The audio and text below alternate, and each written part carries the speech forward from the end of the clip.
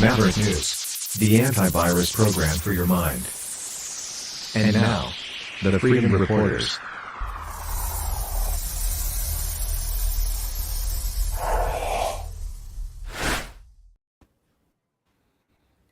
Good evening, Maverick family. I'm Rick Walker. This is the Maverick News Channel, and we are the Freedom Reporters. And hello, I am your co-host, Brennan Kennedy. It is Tuesday, April 26th, and very glad to be here. Hello, Rick. How are you? Well, I'm okay. I really didn't want to talk about what we're going to talk about tonight and the way that we're going to talk about it. And once again, so a lot of the folks tuning in might not want to hear what I'm going to say because it's just kind of a downer, I think. And I really just, I'd rather be talking about happy things and maybe framing things in a happier way. And I hope that what I'm about to tell people isn't taken the wrong way, because I don't want anyone to think that I'm not being supportive of the freedom movement, because I certainly am. But I see what's coming at us down the highway this weekend in Ottawa with the rolling thunder. Well, what shall we call it? A demonstration, a protest, or a rally? Well, that depends on who you ask, Rick Walker, because when it comes to the media, they are calling it a protest. When it comes to Ottawa police, they are calling it a protest. When you go to Ottawa City Council, they're calling it a protest. When you call it the Canadian government, they are calling it a protest. But when you ask the Rolling Thunder group, they are calling it a rally. So, well, tonight, anyway you slice it, my message is be careful to anyone that is heading up there, because you are rolling into danger.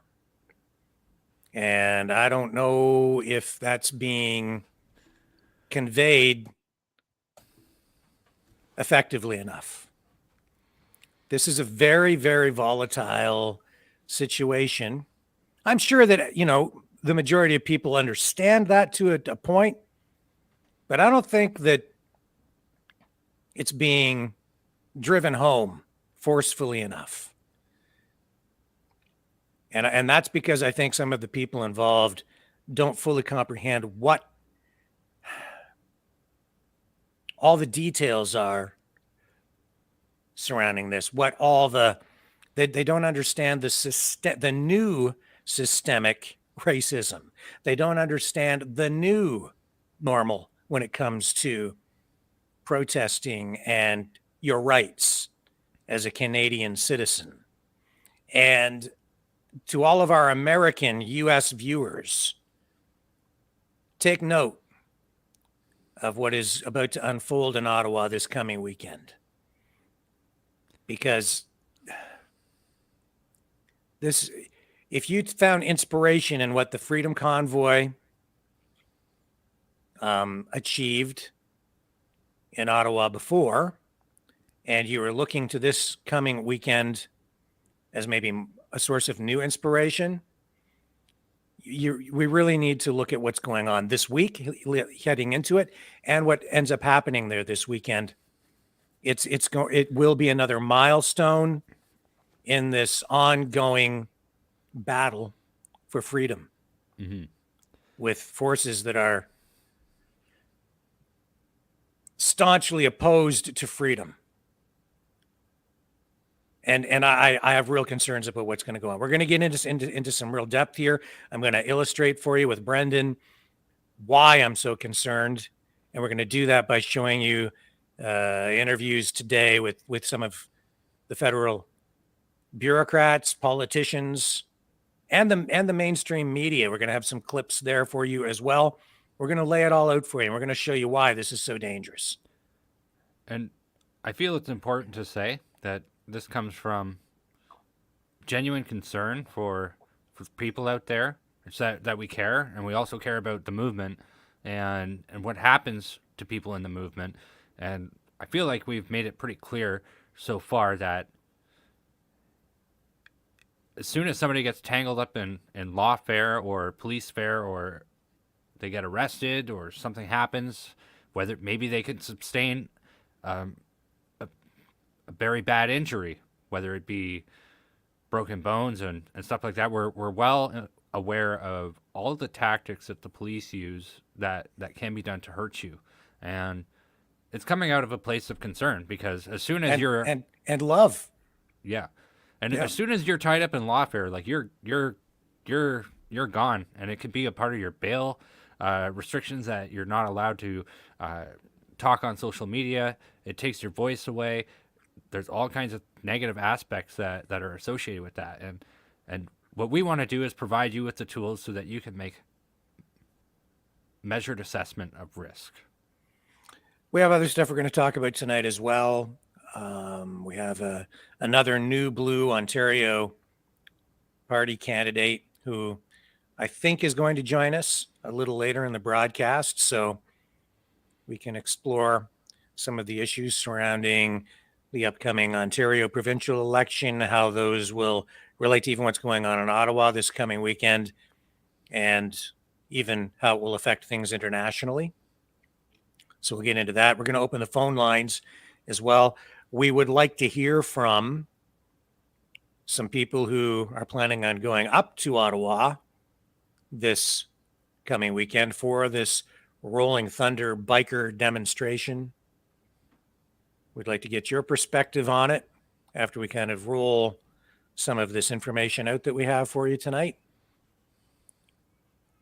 So we have a lot to talk about. So I guess the first thing we should do is get right into what the politicians had to say today. Safety Minister Marco Mendicino was one of the ministers who addressed the Emergencies Act, the use of the Emergencies Act in Ottawa during the Freedom Convoy when meeting with reporters today in Ottawa, and also spoke to this weekend's planned biker rally, demonstration, protest, whatever. We're going to play some of this for you now. And you need to listen very carefully to what he's, not just what he's saying, but how he's saying it. And the language that he's using. So here we go. Took a look at trade data, cross-border trade data for February. And Statistics Canada said there really was no impact on our cross-border trade because of the blockades. And of course, your government used economic damage as a justification for the Emergencies Act. And yet there really isn't any data to show there was much damage. What do you think about that? Well, there are statistics and then there are real life impacts, David. And as you saw, as we all saw throughout the course of the illegal blockades at borders, that trade and travel absolutely came to a standstill. So I think it's important to distinguish, aggregate statistical data from the fact that plants did have to shut down. People were temporarily laid off. That absolutely interrupted the day in, day out supply chains around food, around health, around energy.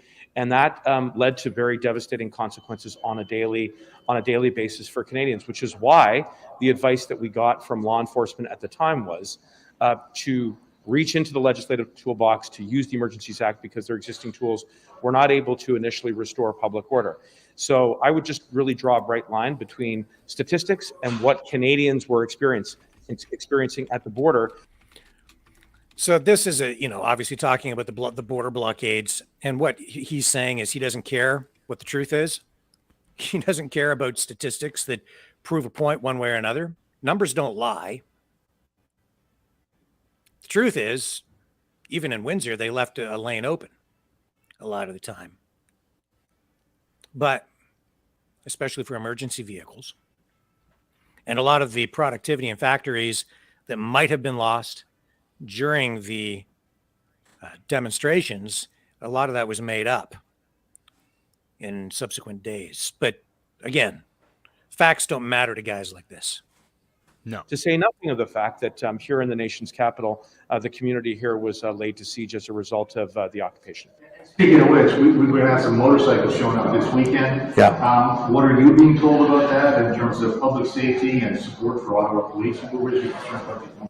Well, I've seen some public reports about the so-called is it So-called. Every time they use that, it's that those two words are used to discredit. That's what the purpose is. So-called. So-called. rolling thunder? That's the name of the event. It's the name of the group. So-called Rolling Thunder. No, that's what it is. You don't have to say so-called, but they love to throw that in to discredit, they delegitimize. The moment that they legitimize it, then they feel like it's going to cause them some type of damage or something like that, or give it more attention than it needs to. So it's one of those things that they want to pretend it's not there. Convoy, which is coming. Look, folks who live here in Ottawa have it still very fresh in their mind what they went through at the end of January and February, where people's lives were completely upended. I would say there is still exceptional sensitivity to the fact that they couldn't get to work. I mean, the Rideau Center was completely shut down. Small businesses were completely shut down. Wait a minute.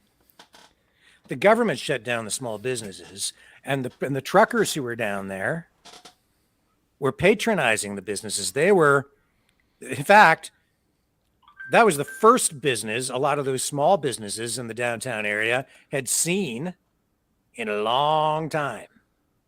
And the cops responded in the municipality by going in and trying to shut them down while the truckers were there patronizing them, giving them their tourism dollars, essentially. Speaking of statistics, I mean, they laid out a very transparent business case in the way in which they took losses. Small businesses took losses here. And also, folks are still very, I think, sensitive to the fact that while we all respect, lawful protest, that you can't then cross the Rubicon and engage in illegal conduct, which is why I think it's really important that anybody who wants to engage in a kind of occupation that we saw in January. Occupation. It was not an occupation. February has to know that that's just not on. That we're going to provide the tools and the resources that are necessary for law enforcement to uphold the law in the way that they did. And there were some lessons that were taken, particularly, I think, for local police, the Ottawa Police Service. There you go. The interim Chief Bell came up with, I think, some very appropriately strong language that we're not going to have a replay. And of course, not going to have a replay. Did you hear that? Mm-hmm. Are you cluing in? They're not going to have a replay. And they have everything in line that they did before. And this guy here, they have total power to put back the Emergencies Act again. Blink of an eye. The more important point is they don't need to now. Mm-hmm. It's already in place, folks. That's something everybody here needs to understand. In Ontario, and Ottawa is in Ontario, Bill 100 is no longer a bill. It is actual legislation, as I laid out last night. What does that mean? Bill 100 gives the cops unprecedented powers, the same basic powers that they had under the Emergencies Act. You don't have to commit a crime. They just have to think you might commit a crime. They can pull you over.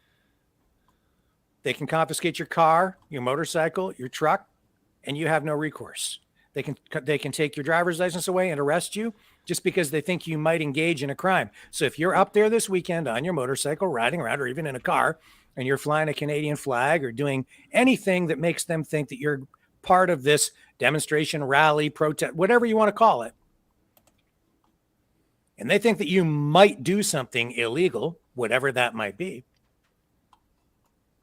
they can basically do whatever they want to you because they have the authority now under this unconstitutional piece of legislation in Ontario that does an end run around the Charter of Rights and Freedoms and gives the cops the power to do that. So they don't need to invoke the Emergencies Act. They have all those tools at their disposal right now. And if they want to freeze your bank account, that's now permanent as well at the federal level. So that tool is still there. So you think you've got your freedom. You don't have your freedom if you head up there this weekend. This is not 1975. This is 2022. The Charter of Rights and Freedoms has been gutted. You do not have any rights. You need to understand that. And if you think you're going to roll up there this weekend and just roll past the checkpoints that the Gestapo Ottawa cops set up, think again. They're not letting you by. They're going to have checkpoints there. And we'll show you. We have the images, so we'll show you that in a moment. And so you want to go. I'm not telling anybody not to go. I'm just saying you need to know what you're riding into. And I'm telling you, you're riding into danger. They're setting this all up so that they can crack down. As I said last night, best case scenario, you go, you find some place to park your motorcycle, and you walk in, you lay a wreath at the War Memorial, you turn around, and you walk back out, and hopefully nobody gets arrested. That will be the best scenario that might unfold this weekend. But I see a lot of other more volatile situations possibly unfolding, and you need to be aware that that's a real possibility. So we're just kind of red alert here, folks, and we're playing you these clips tonight from these scrums from just a short time ago in Ottawa. And we're just gonna show you how they hold all the cards. The cops, the politicians, the bureaucrats, the fascists, the communists, the far left wingers, all the authoritarians, they hold all the cards here in this situation. So this is not likely going to go. Well, we know it's not going to go down the way the organizer had originally planned, for sure.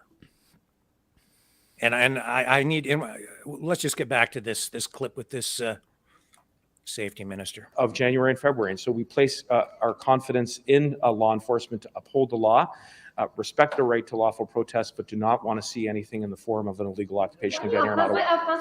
Êtes-vous déjà en contact avec la police d'Ottawa en amont? Oui, j'ai. So he speaks in French here for a few moments. But you listen to if you listen to the words that he's using, still like illegal occupation, unlawful. He used the word siege at one point. This is the way that they view this. And you need to understand that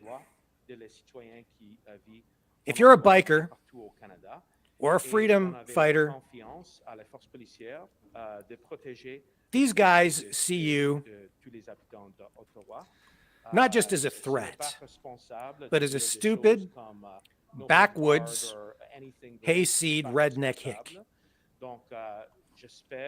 That's how they think of you. They see you as a bigot, a racist, the enemy.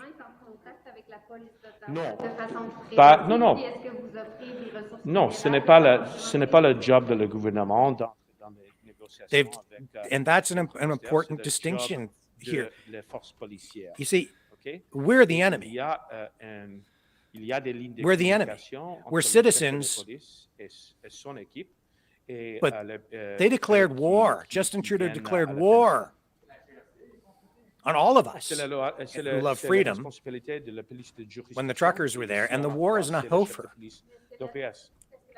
So you're riding into a battle. Make no mistake. I just... And I don't want to see anybody get hurt. I don't want to see people's motorcycles confiscated. And I'm not trying to discourage anybody from fighting it, but it's just what I said last night. Anybody on the freedom side needs to get smart. That from happening again? Do you think there will be better coordination, for example, of police? And look at the way this whole thing is framed from the beginning. Well, we have to make sure that what happened with the truckers never happens again. That's instantly where they come from on all of this stuff. You're just hearing the question again from another mainstream media reporter. It's not like, how can we protect people's rights? Well, isn't it great that people are going to come down here and show their respects for veterans and have a ceremony at the war memorial? And isn't that a great patriotic Canadian thing to? No, it's not about that. They don't care. They don't care about any of that. Everything is framed around how do we prevent the racist truckers and freedom fighters and racist bikers, the bigots, the redneck hayseed hicks from coming back down here. Let's just get them in, get them out, because we don't like them anyway. Well, I certainly believe that the lessons that we took from the illegal blockades in Ottawa are ones that we are continuing to reflect on, which is why the two independent review processes under the Emergencies Act are so important. The Joint Parliamentary Committee, which has already begun its work, as well as the official public inquiry, which we launched yesterday, which will be headed up by Justice Paul Rouleau of the Ontario Court of Appeal. Okay, and this inquiry is a sham. It's a waste of time, unless you're him or Trudeau, because it's not about holding the government accountable. It's about holding us accountable. It's about holding freedom fighters accountable, truckers accountable, anyone who donated to the Freedom Convoy. It's about holding them accountable. Canadian Civil Liberties Association, other civil liberties groups in Canada are saying that this inquiry should be independent, impartial, which it should be. But the government gets to appoint the judge. The government controls the entire process. So the whole thing is a sham from the very beginning. And you know it is because of the way this guy is framing it, even during this scrum with the media today, where he's answering questions and framing it so that the focus is on preventing another protest, framing it instantly from the beginning as an illegal occupation, not as people exercising their right to free speech and their right to protest, which they have taken away from you anyway. So I guess in that sense, it's illegal because they just keep making up new rules to strip you of your rights. They took away all your rights. Therefore, what you did is illegal. You don't have any rights. So anything they deem to be illegal is illegal. And when they have this inquiry, they will not be held accountable. And it won't matter how many questions are asked or what witnesses are called. It will be extremely difficult, even for civil liberties lawyers who might participate on some level in the inquiry process. It will be extremely difficult for them to bring any pressure to bear in that inquiry because the entire thrust of that thing is going to be about preventing anybody from ever doing it again, which is exactly what we're going to see this weekend. This will be the first opportunity for them to use their new powers under Bill 100. And I don't think they won't. And I'll add to that. With the inquiry into the Emergencies Act, I believe that what we'll probably end up seeing out of it is recommendations for more legislation and more laws. And you know that the NDP, Liberal Federal Government Coalition, is just going to suck it right through the House. And we've already seen this from the Liberals and the NDP, where they are, and where they're targeting conservative members of Parliament, including Pierre Poilievre, especially Pierre Poilievre, who they want to hold especially accountable on the conservative side. And because they've been so spineless through the entire process for the last 2 years, as rights have been stripped away from people, don't think that they won't go running with their tail between their legs right over and ask for forgiveness and cave in. Do you think they're going to back up the truckers? They've shown that they're not prepared to do that. Now we have all these leadership candidates, hopefuls for the Conservatives, running around basically stealing the People's Party platform and and talking points, and they keep talking about freedom, freedom, freedom, freedom, freedom, freedom. Let's find out what happens in the inquiry. Will any of them actually stand up and fight for freedom during the inquiry? I'm telling you that they've stacked the deck before this inquiry has even started. So the whole thing is a sham. It's just a sham. And you're right, Brendan, they're just going to use it in the end. It's all designed to give them more ammunition, more leverage to squeeze people even harder. Now that all our rights are gone, now they can take their boots and start really applying pressure to our necks. That's what's going on. So that we can be sure that we don't have a replay. So that this has been completed and there's another protest planned for 3 days from now. the fact that the work is not totally complete does not mean that in progress we are our police are refining their techniques, their tactics, making sure that they're able to communicate, that they're able to quickly respond with the agility that is necessary to respond to public order events. But I would say that while I know and I'm confident that police are working in those lessons into their own operational plans, which of course are independent from government. You don't want governments and elected politicians wearing uniforms and badges and enforcing the law. That's not the way our democracy works. It's equally important that Canadians respect each other. That no matter how vigorous our disagreements may be about this policy or that policy, that we don't break the law. And that's what we saw. And what's the law? The law is anything they decide that the law is. They're making up new laws. They're taking everyone's rights away. You have no rights. They can do whatever they want. So they get to do whatever they want. And anything they deem to be illegal is now illegal because you have no rights. During the course of the illegal blockades. And don't take it from me. Look at the fact that there were hundreds of charges that were laid, again, on the basis of evidence that was gathered by police. We cannot condone that kind of conduct. So clutch your pearls, Marco. Keep clutching your pearls. Get out the smelling salts. You're innocent until proven guilty, so I don't give a crap what you're charged with. Unless you have a conviction, that is horse crap. And that, as a politician, it's very dangerous for him to use that type of language. It violates you in so many ways. And what were the bulk of those charges? Mischief. Again, we encourage robust debate. And as a democracy, we respect and adhere to the value of free speech.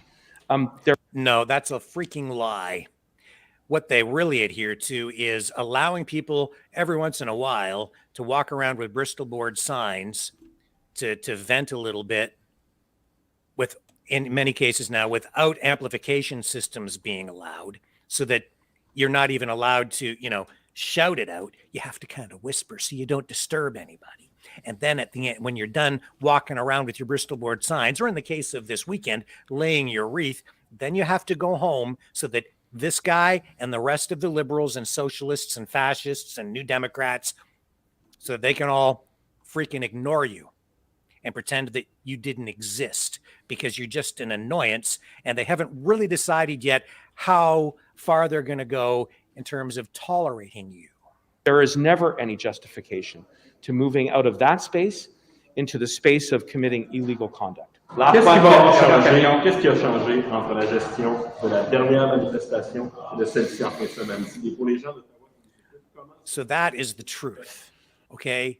Now, some people won't want to hear that. And the other thing is, Brendan, a lot of people planning to go up there this weekend, here's what they want to hear. And this is what they're hearing elsewhere on the freedom side.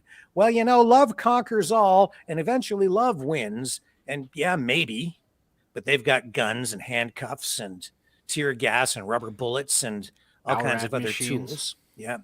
Horses. So, and we saw what they did just a number of weeks ago. It was not that long ago, where they beat the crap out of protesters, and they're prepared to do it again.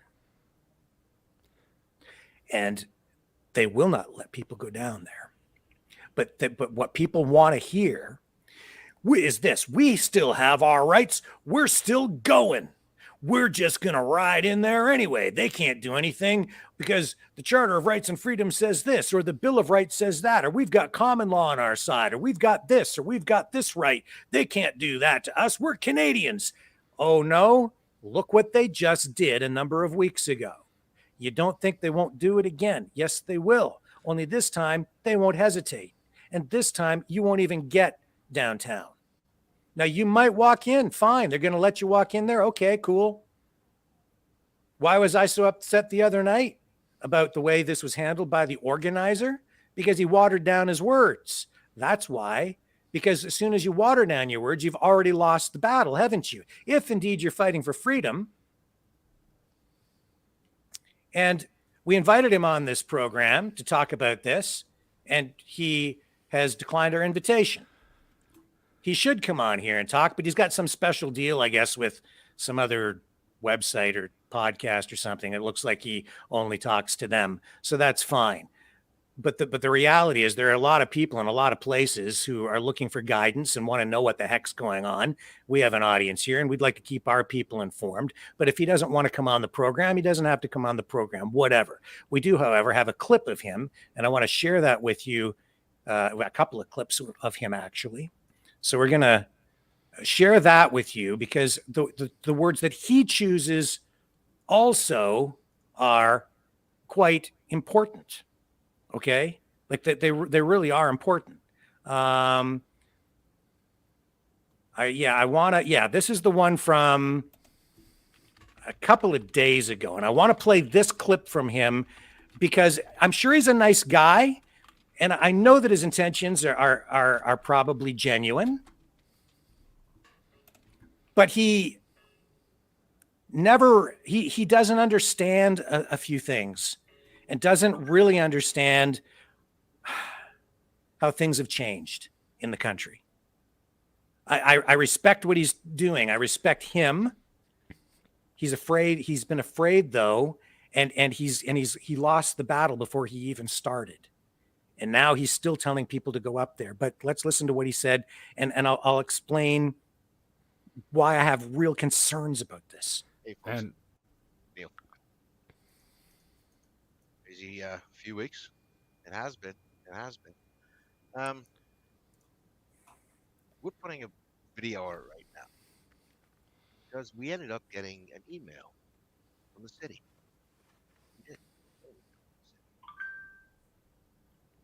And they have informed us that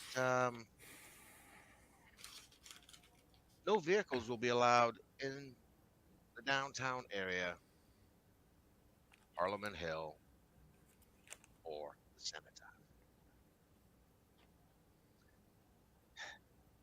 We have been working with the city and the police day one, completely transparent of what we are planning to do with the bikes, the route, with the monument, everything. Being transparent doesn't necessarily mean anything to them, but I don't think he was completely transparent. Because he watered down his words and said it wasn't a protest, and said told them it didn't have anything to do with freedom. But anyway, let's let it roll. We wanted to go back to that monument, lay a wreath by veterans that were removed physically from that monument. They desecrated it. They put a big 7-foot fence around it. See, so already he's saying, it is about the protest before. Already. Because when the Freedom Convoy was happening, people got upset because the cops went in there and they put a fence around the war memorial. And then veterans who were upset about that went over and removed it.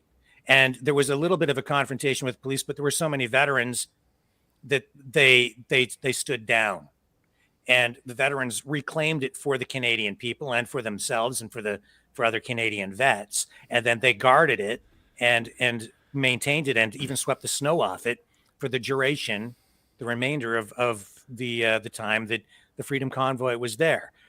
That's why they're going back. He just told you that. Yet on the other hand, he's telling the cops that it's not a protest that is supposed to be happening this weekend. And yet everybody that I've been talking to is going for exactly what he just acknowledged right here. And then he's trying to tell us that he's being transparent. Well, no wonder the cops aren't trusting him because, well, which way is it? That's not transparency. Then veterans came in and took it down. And they agreed with the police, and the police agreed with us that veterans would guard it 24/7 until powers that be decided to come in and remove them physically from sacred ground. Which was wrong. And, I agree with Neil. Okay. It was a terrible thing. Absolutely terrible. I'm on side with you, Neil. Transparent from the start.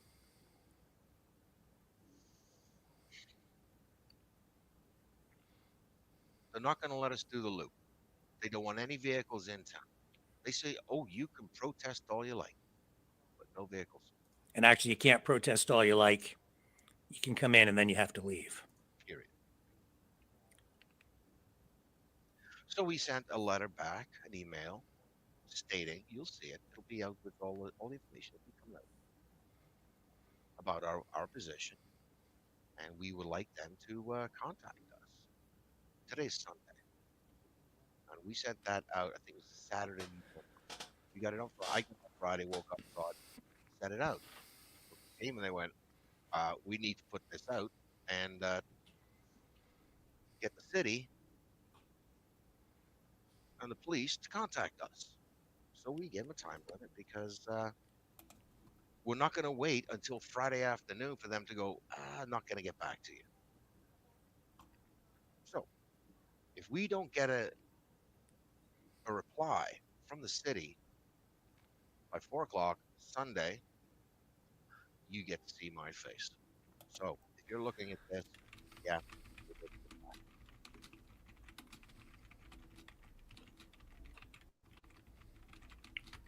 So transparent with you. Now, Doesn't matter. Mr. Mayor, if you're watching this, thousands of people are coming to the city. There could be over 1,000 bikes coming to your city. We had a route nailed. Vanier, Rideau, Weller down to Laurier, up Elgin, up and around, back down to Laurier, out to Nichols, back down on the 417. We will be out of the city. Plain and simple. Now you've taken that little bit of control, quasi-control like you could have had, to guide the motorcycles. And now it's going to be a free-for-all. Never should have said that. That's the line that the mainstream media has been picking up on and repeating, quoting him as saying, so this weekend is going to be a free-for-all. And the mainstream media has been jacking people up, framing things in a way that makes Neil, bikers in general, freedom fighters, look like a bunch of redneck, hayseed hick, violent, threatening, racist white supremacists. That's what the media is doing. That's what it comes off as. It comes off as a threat. Like, right. It sounds like some old mafia stuff. It's like a nice shop here you have. It'd be a shame if somebody were to come in and rough it up, eh? Right. Now, we know what Neil means. He means that it's important for everyone to stay safe. And we know what he's really trying to say is by working with police, everything would have been very controlled, peaceful, safe. Instead, because police now are not working with them in the same way, and the municipality is imposing these restrictions, that it will be more chaotic and people won't know where to go. And that could put people, that could jeopardize some people's safety simply because, and it could cause traffic problems and so on. That's really what he's trying to say. But when you say it in that way, in the way that he said it, media jumps on it.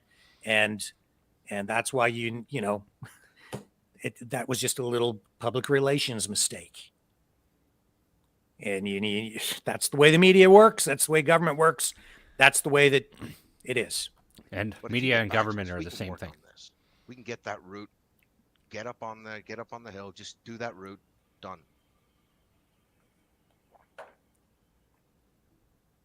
It is going to be a safety issue, Mr. Mayor. It's a safety issue. And from day one, I've always been about the safety of the bikes, safety of the public.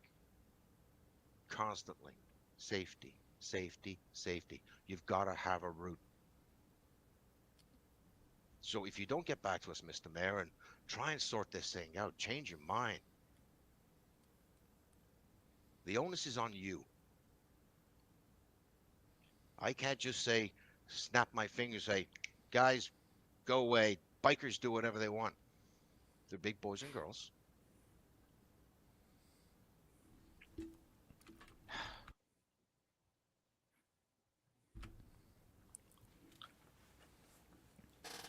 There's a lot of things I'd really like to say, but no. I'm frustrated. I'm frustrated, folks. I am. I'm really frustrated. Just like the rest of Canada is. We're frustrated.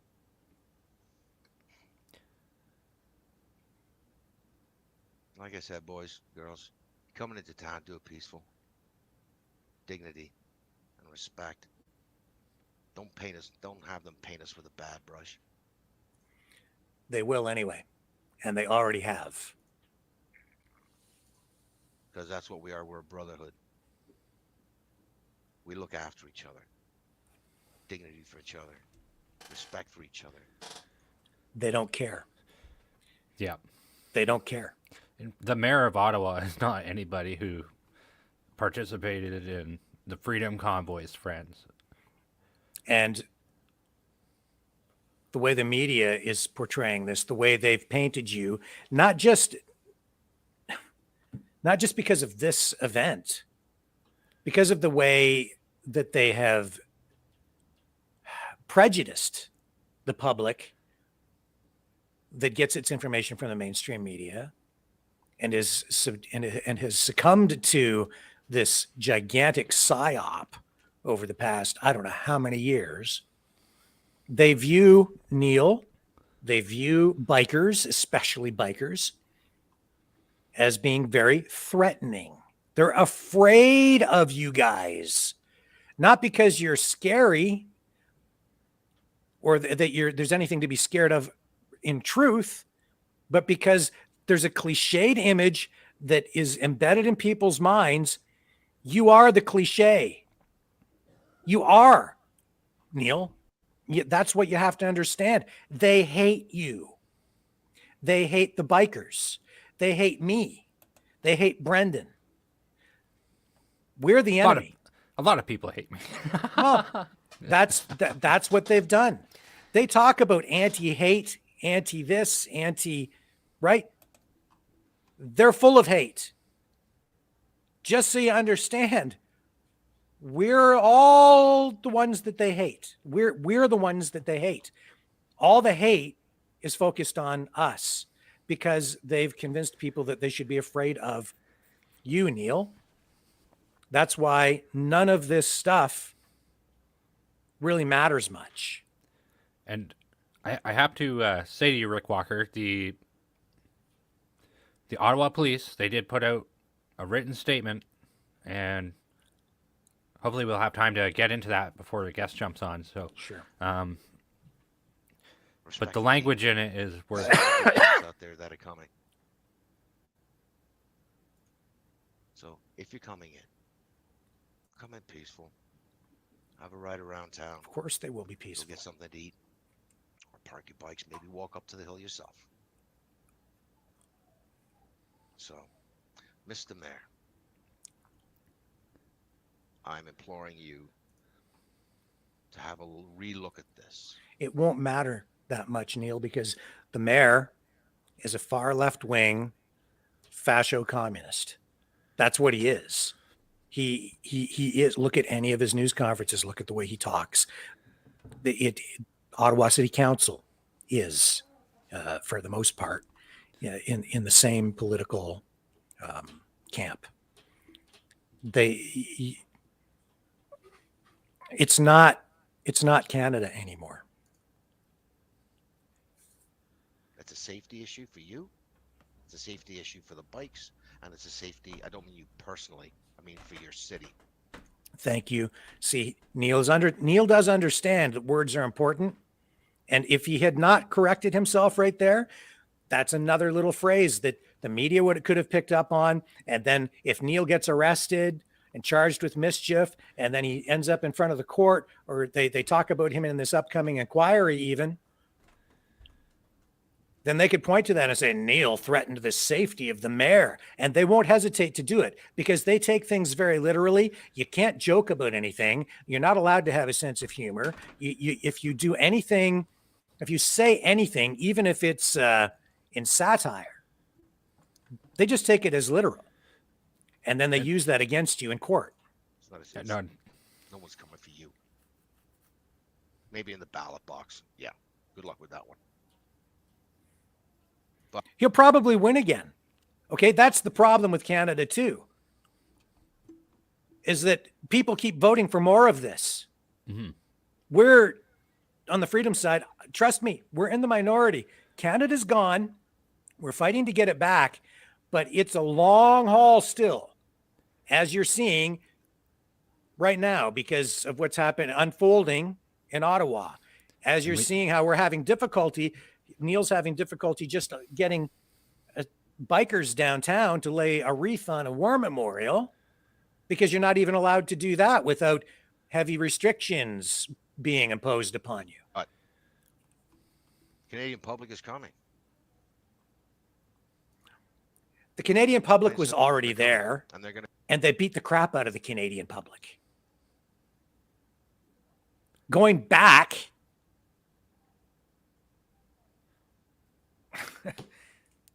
let's just let it roll. they come in peace. Doesn't matter. And I promise you, it will be peaceful. Doesn't matter. As far as I know, these are peace-loving people. They're a little bit upset. It matters, but it's not going to matter. But you can't even guarantee that. Reconsider. Contact us. And that's also why it's so dangerous, Brenda, because up until this point, everything has been incredibly peaceful. I'm amazed that people have been as peaceful as they have been. They've been beaten, shot with rubber bullets, tear gas, on and on and on. And yet we haven't really seen any violent pushback anywhere from anyone. But they're looking for it. They're waiting for it. They want it. They want it so they can nail it. And I was going to say, before you let the video roll again, they're going to take this all and they're going to say the whole thing is well organized, premeditated, and blah, blah, blah. And that's what will be said in court. And it's going to take just one bad actor. One bad actor. There's a lot of tension dealing with police. There's a lot of room for things to go wrong. And not only that, even if they don't even get one person, as we saw with the Freedom Convoy, they'll just make it up. They'll just lie and invent, fabricate stories. That's what they're doing. That's what they've been doing, just through their choice of language, the words, illegal occupation, siege, the siege of Ottawa, the so-called Freedom Convoy, the so-called Rolling Thunder Rally. You know, it's these words. They repeat them and repeat them and repeat them, and they control the media, and that information gets embedded in people's minds, and then the people can't even believe their own eyes when they don't see any violence, but they're told that it's violent, and yet when they do see violence, it's some other unrelated protest. You know what I'm talking about.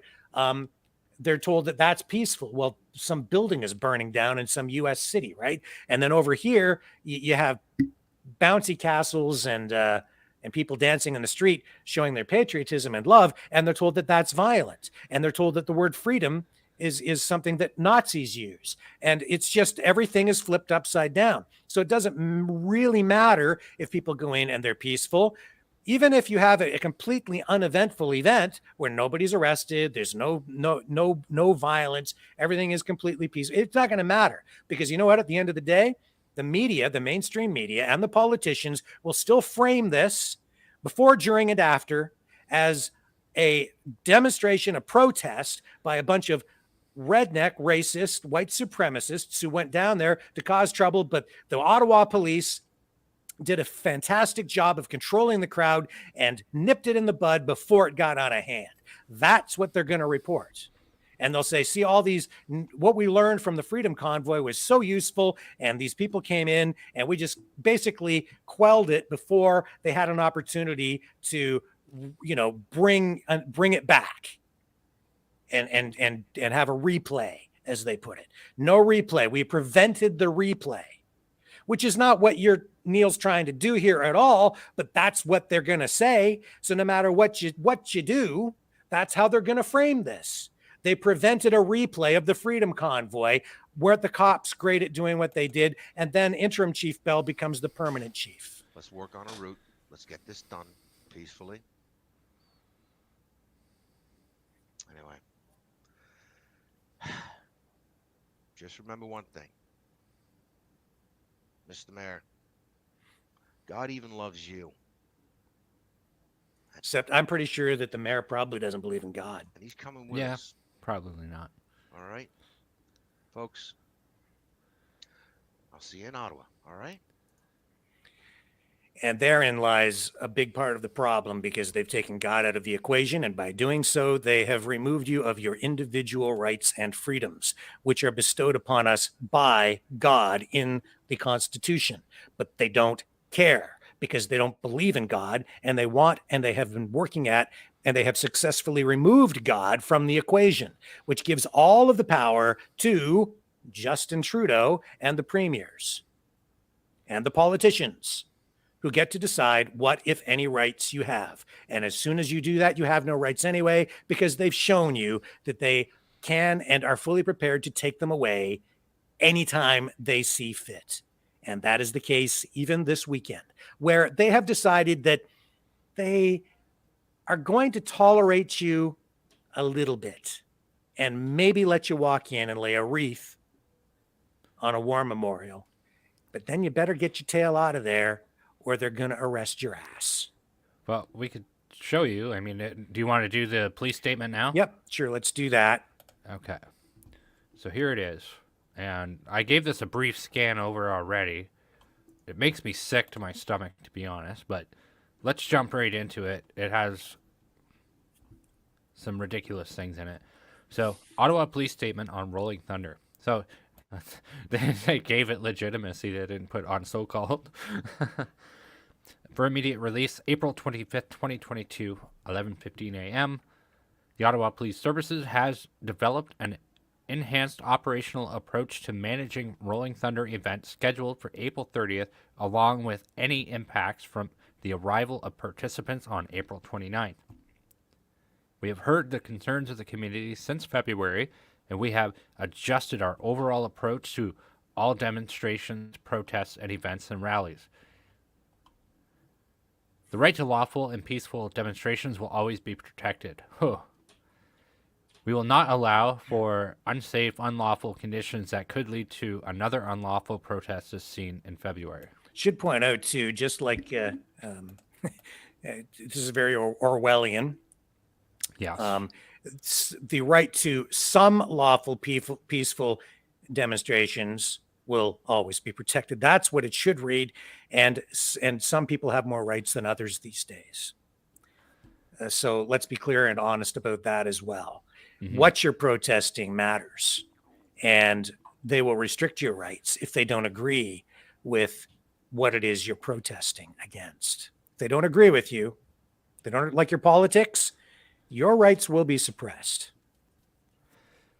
Vehicle exclusion zones.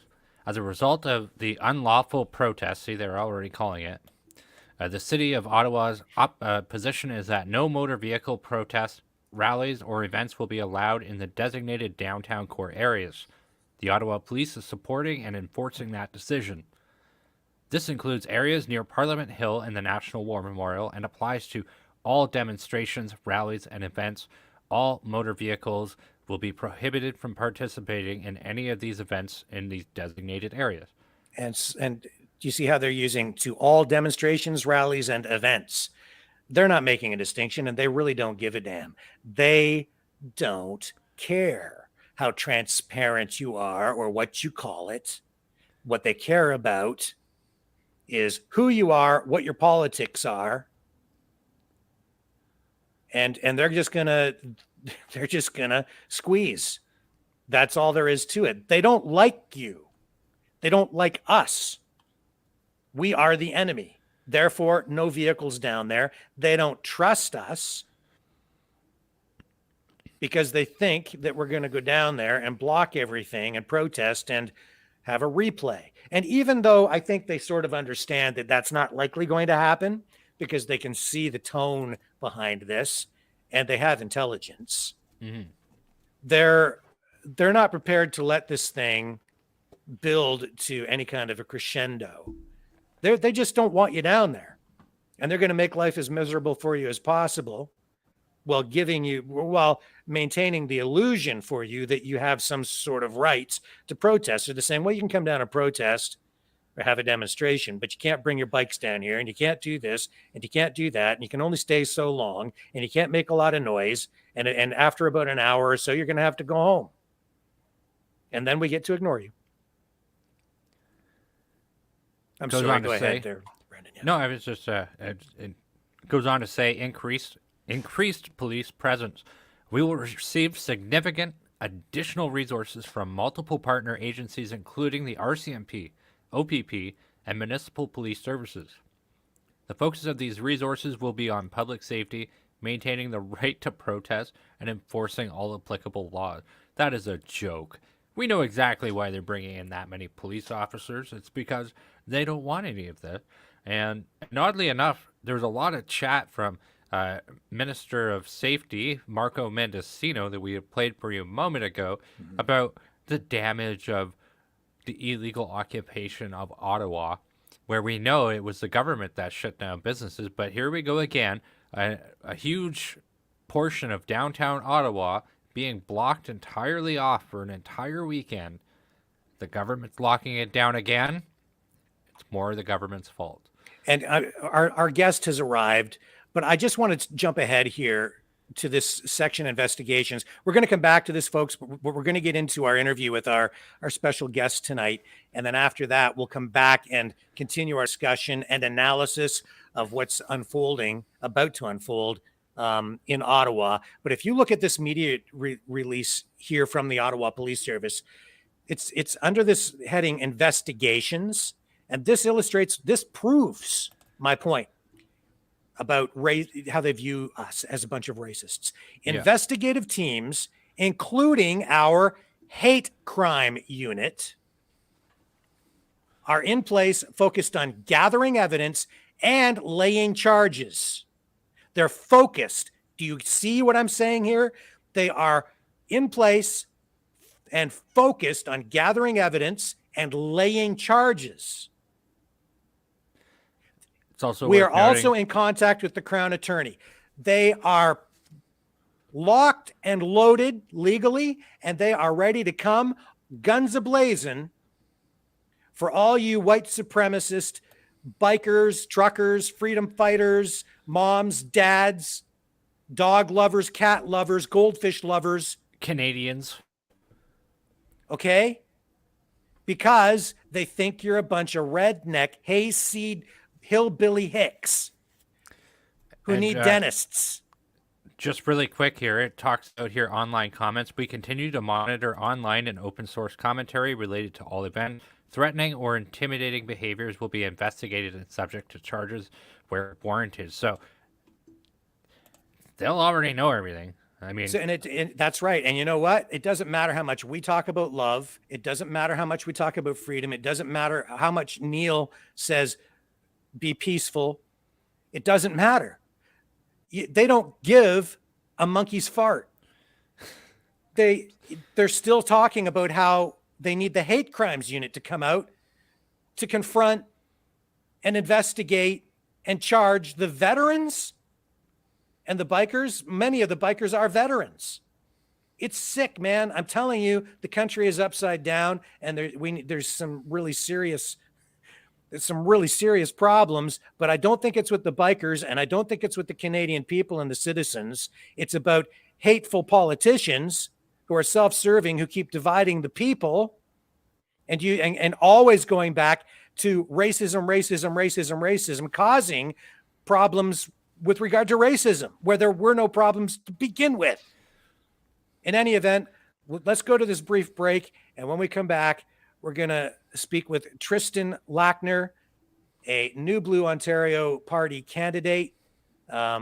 He might even, touch a little bit on these issues and might have a fresh perspective on some of this. But with this big Ontario election on our doorstep, it's important that we get into some of this stuff too. So brief break, back with Tristan, and later in the broadcast, we'll resume our conversation on this extremely important story about the Rolling Thunder Bikers demonstration coming up for this weekend. We'll be right back after this message. The New World Order. Government overreach. The Great Reset. Mainstream media lies. Now more than ever, independent voices are needed. Donate now at freedomreporters.com. That's freedomreporters.com. Maverick News. The antivirus program for your mind.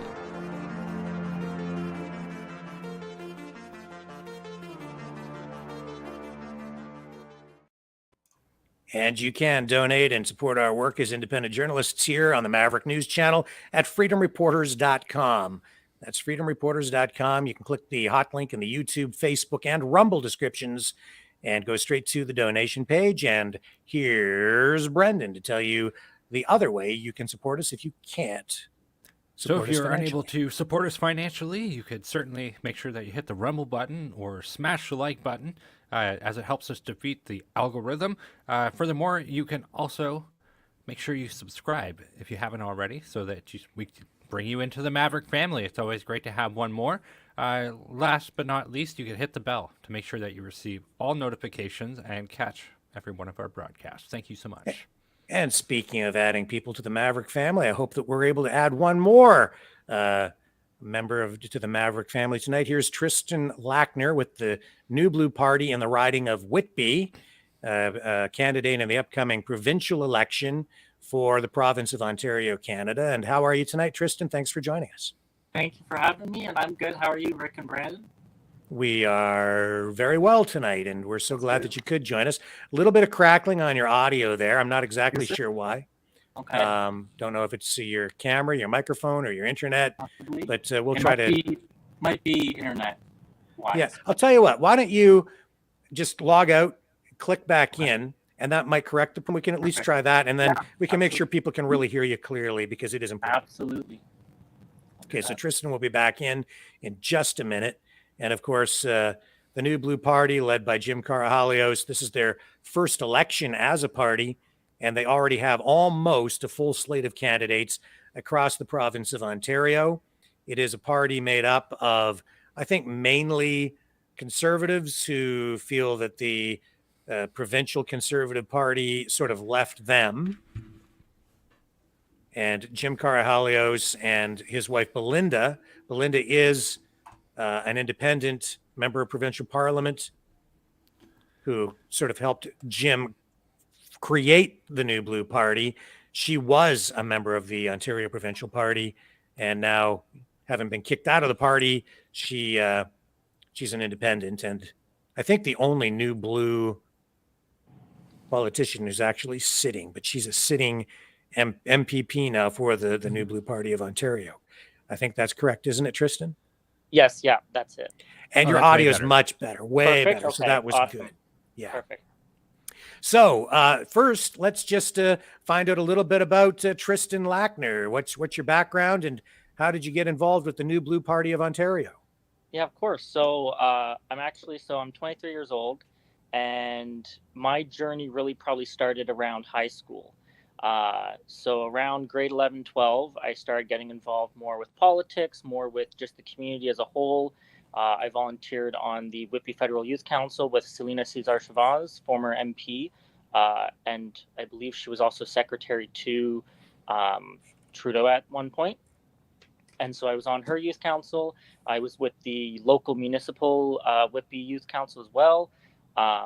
I started and spearheaded projects at my school in terms of food security. That was a big passion of mine, and just kind of spitballed and rolled from there.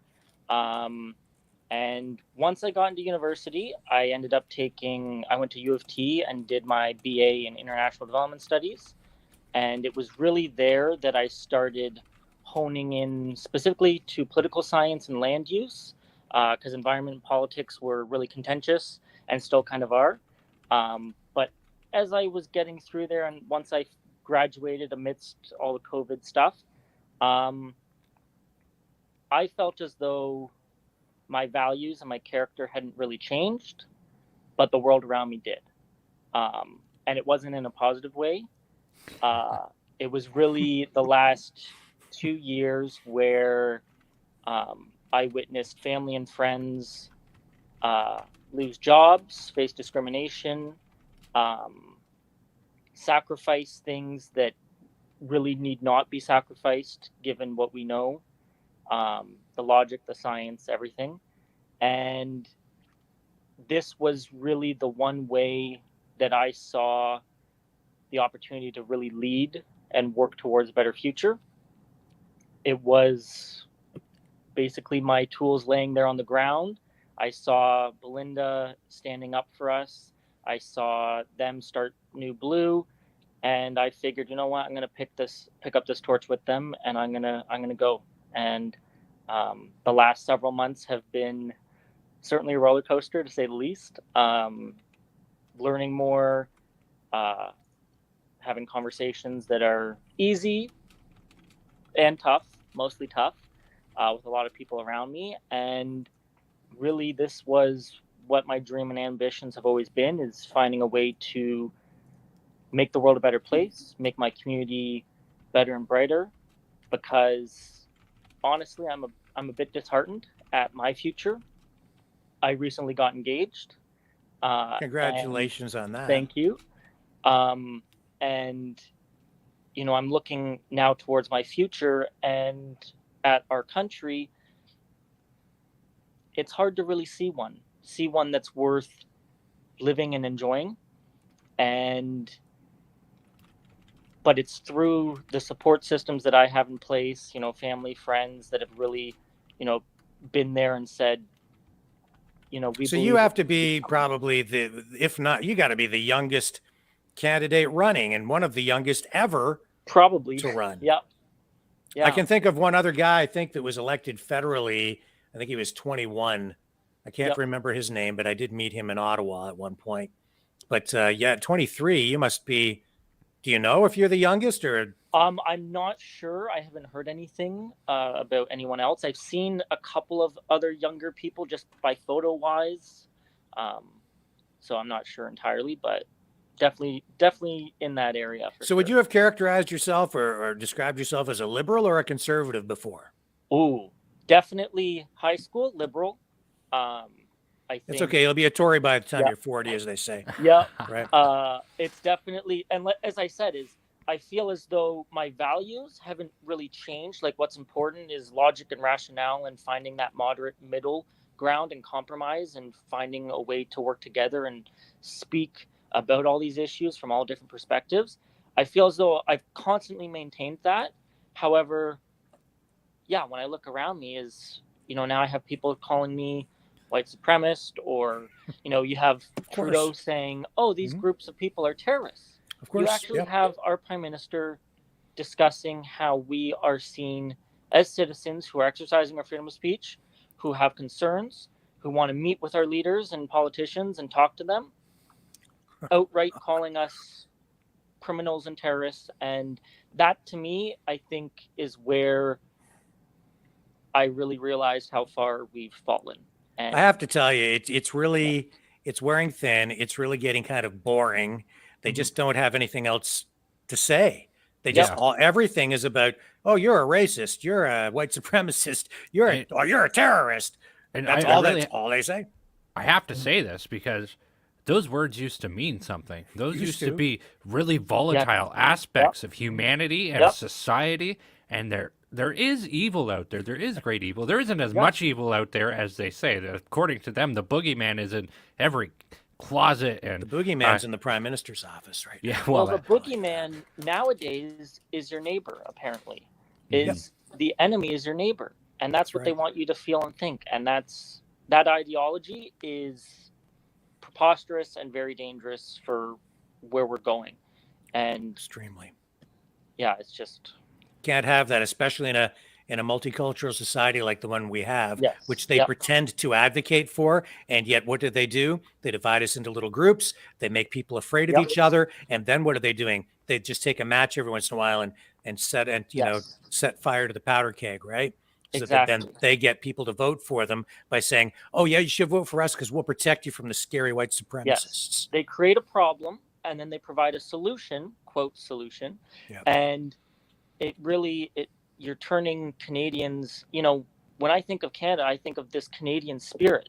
And I don't know where that's gone because I see it in some people, but then I feel like it's just completely burned out or been stomped on and completely we need that back, because when you're looking at the path that we're heading down, it's not one that any of us, history will not look kindly on the people that have led this path. And I would say this though, history will not look kindly on those who have done this if the freedom side wins, because then the truth will come out. But until then, if we don't win, they get to write the history. This is true. However, I would be maybe more optimistic, and maybe it's my youth on my side, but history has shown one thing, and that's that history catches up with everyone eventually. It did because the United States, Canada, Western society, there was freedom there, but it was an aberration. It was unusual, and that's why it's so important for us to get it back. Yes, because if we don't, there's no place left. Yep. Absolutely. So I'm a little less optimistic than you, just because this is truly the last stand. And I'm with you. I think this is definitely it's coming to a cliff. I think we've definitely put our feet over quite a bit, and I don't know how close we are to completely falling, but I think the Canadians that I know and Ontarians and my community members we're in a mind game. We're in an information war cycle that's going on, and it's tough. It really is. And people are falling into that trap, and I can understand to some degree, but I also understand that, you can only do that for so long, that fear can only guide so long before something breaks. And I think really the linchpin is going to be this election, and I think it's going to be the consistent follow through with the freedom movement, with individuals like yourselves speaking out. More and more people, even I would say over the last 6 months, even just within friend groups and around me, have really said, whoa. And these are people that have, followed through or been like, oh yeah, like I believe everything that the government's been saying, and then they take a step back and they're really like, no, this is what's going on. And I think people are waking up. It's not, and I keep trying to tell people, unfortunately it's not, we need a sprint. We do need a sprint, but I don't think it will be a sprint. I think it's going to be a marathon, and I think it's going to be, unfortunately, a long road coming, but I know that there's light at that end. I got kind of a related question on that. I mean, with you being so young, and I know there's a lot of indoctrination in the universities, which you're fresh out of. So this is a good thing to ask you about. What was your deciding factor in saying, well, a lot of these liberal policies are like, what took you from being on the left side and saying, well, I'm starting to really agree with things on the right side of the spectrum more than the left? Like, what was the deciding factor in that? I think the biggest thing was you're kind of taught, especially in school, and my focus was always trying to help the world, help make it a better place. And what I noticed was the way that they fed it was, oh, understand and sympathize. And I was like, okay, I can respect that. Empathize, awesome. But then it started turning from empathy and sympathy into, well, look at what privilege you have. Look at how bad other people have it. Look at, and it just started turning from a what can we do to how can we blame ourselves for what's happened, and it just kind of stemmed from that. And then moving forward, it was really looking at leaders and how they answered questions, or in this case, lack thereof. And you just kept seeing politicians in general. And I kind of see it as all three parties. I would say I have conservative values and views, but even all three parties, I wouldn't say any one of them is conservative, of NDP, Liberals, or Conservatives, because all of them are just three heads of the same beast. They've consistently dodged questions. Even the Conservatives, now that they've kind of stepped up, they haven't really. They've joined late. They're just looking for votes now with the provincial election coming up. Trudeau obviously got backed by NDP, so now that's a whole, they're like, okay, well, now we really have to start putting in the work. And I think for me is, again, my values, I feel as though never really changed. It was always, how do we help people? How do we make Canada the strong economy and community that it has? And we're literally sitting on a gold mine of possibilities. And I feel like we've been helping others in other countries and handing out here and there, and we've stopped to really take care of ourselves. This analogy I used was, or a metaphor is, I feel like we're being pulled along on this wagon, and the rope between who's pulling us, which is our government, and this wagon is on fire. And instead of taking out the fire and getting rid of it and, repairing the rope, is we just keep pulling it along. And then we keep adding more people on top and more debt and more issues. And now we're pulling this heavy wagon, the rope's on fire, and no one's doing anything.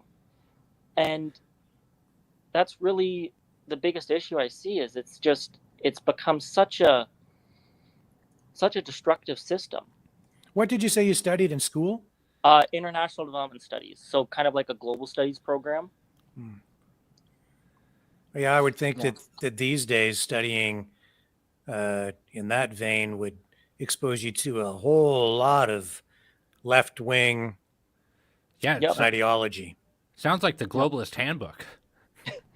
Yeah, it certainly was a lot. It was nice because it did teach a lot about what global issues are out there, and there's a lot.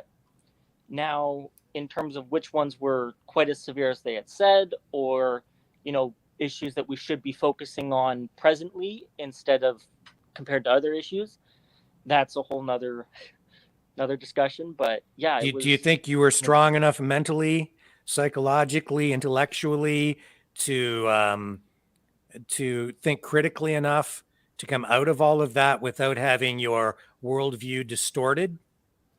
I think so. I think for me, it was almost like a test, I guess you could say, is, I find for me is I've always been a man of logic and rationale and knowledge, and I love learning about a variety of topics. And this was kind of that program that did exactly that, which I loved. But even still, there were inklings here and there of professors kind of breaking that barrier of, you could tell it was just almost like a script that they were reading. Mm-hmm. And then other places where they put in their own input and they kind of broke away from that script, which was awesome. But I think, I saw it in a number of circumstances, and I definitely now, looking back and moving forward, is that curtain's been. Did you study economics at all when as part of that program? Yes. I did. I did some macroeconomics, things like that. Yeah. Mm-hmm. Yeah. Mm-hmm. But that'll definitely be some good things to help you in pursuing. Depending on who the professor was and how it was taught. Yeah, it was. Was he a Marxist, or was he a free market guy, or do you know? Could you tell? It was tough because he also had a bit of an accent. Like, I think he was originally from like China. Okay. And so it was tough to understand some of the stuff. But I think overall, the basics were there, and I think I've done more of my own reading, and I'll rely on my own kind of research from now on. Did you study Adam Smith? A little bit, yeah. We delved into kind of a bit of everything from, like you said, Marxism to Adam Smith to all of it. So there was balance, and that's good. Yes, yeah. You said you were involved in some committees or discussions regarding food security. Yes, yeah. Tell us a little bit about that, and what's your assessment of a lot of concerns about supply chain and inflation and stuff like that? So I guess I'll kind of go back to the very beginning with, once upon a time, we had things called victory gardens. So after, during war times and everything, you would literally have the military and the government saying, everyone grow food so that you can feed yourselves and feed our soldiers and our troops and everything like that. And I think I really loved that because the values that were there were feed yourselves first so that you can take care of everyone and yourselves, and then give extra. And I find nowadays is we are exporting a tremendous amount of food. We are exporting and producing things that we can't even eat. So you're talking, cow feed and animal feed, things like that.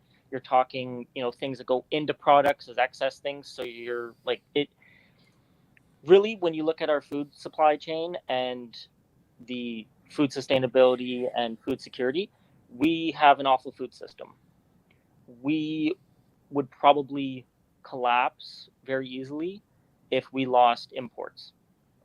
And you've seen that with supply chains. You've seen food insecurity rise. Cut French fries. It's very Yes. frustrating. Like it really is. Food is the basic premise of every society. You have the Romans who stopped expanding because they didn't have food to expand. That was one of their contributing factors. Is if you stop growing your food to feed your people, you're done. So really, to me, is food security has always been a big issue for me. I started community garden in high school, got that off the ground, but the bureaucracy and red tape around that alone was ridiculous. And that's one thing I think that needs to be addressed is, why can't people grow food? Why aren't kids also learning about growing food? Why is that not taught? Why are we not teaching young people, this is how you grow and farm? Like, the average age of a farmer is in their mid-50s. What does that mean? There are always crickets to eat, Tristan. Yes. You can always eat crickets. Oh, yeah. But this is what I'm saying is food security is one of those issues that very few talk about, but it is one of the foundational building blocks of every society. And I think it went from 1 in 8, 1 in 6 to about 1 in 4, 1 in 5 Canadians struggle with food insecurity because of the pandemic. And that's likely even increased. And this is really the struggle for me is I want to focus on feeding ourselves, housing ourselves, making sure that people have jobs and can live and work in a society that they can succeed in. And again, to me, these are the Canadian and Ontario values is we don't value those things anymore. Those things have just been stomped on and disappeared. I can't afford a house ever in my probably entire life, or at least until I'm in my 30s. With my fiance, literally, we're planning a wedding, we're looking at housing. We're going to have to move out into the middle of nowhere, like probably to Saskatchewan, where it's $100,000 for a house. But then again, what are job prospects? What are opportunities out there? It's a mess. Rick, you're on mute. Maybe you can move to that mega complex that was just approved in, where was it? York? North York? Toronto. I did just see that. Yeah, you can move there. That'll be perfect. You can live with like everybody else in a shoebox and get crammed in like this. Yep. I bought an apartment and there's just like enough room for the two of us. Just the two of us. Anyway, so what about Bill 100 and what's going on in Ottawa this weekend with Rolling Thunder? Yeah. It's in Ontario. These issues of freedom, They're Ontario issues, Canadian issues, national issues. This is an international thing. The world will be watching this weekend in Ottawa as those bikers roll in up there. You've been listening to a little bit of what we said. What do you think of everything going on? Honestly, I'm in support of, obviously all the bikers and the freedom movement. I went to Ottawa in February just before, everything got basically robbed from people and destroyed and trampled on by the police. But again, that's not the Canada that I know. It's not the Canada that I want. And for me, as I would fight against any measure like that would promote or support that kind of unconstitutional, destructive nature that we're heading down. Bill 100 is... Which is now, it's actually just to be clear, it's not a bill anymore. It's now actually the law, which is called the Keeping Ontario Open for Business Act 2022. Yes. Yeah. Wow. Yes. And again, when you have government, and this is also part of the problem, is when you have supposedly Conservative Party at the provincial level shaking hands with the federal Liberals and saying, we support everything that's going on, that to me shows immediate undemocratic processes going on. Besides the violation of constitutional rights and freedoms, that as well. If you're seeing these, and they're not even hiding it. It's clear backdoor handshakes that are out there saying, you literally have Ford saying, Trudeau's my buddy. He's my friend. He's doing great work. That's a problem. How can we help take people's rights away while telling them that we're taking their rights away so that we can protect their rights? Yes. And to me, all of these, that law needs to be abolished as soon as humanly possible.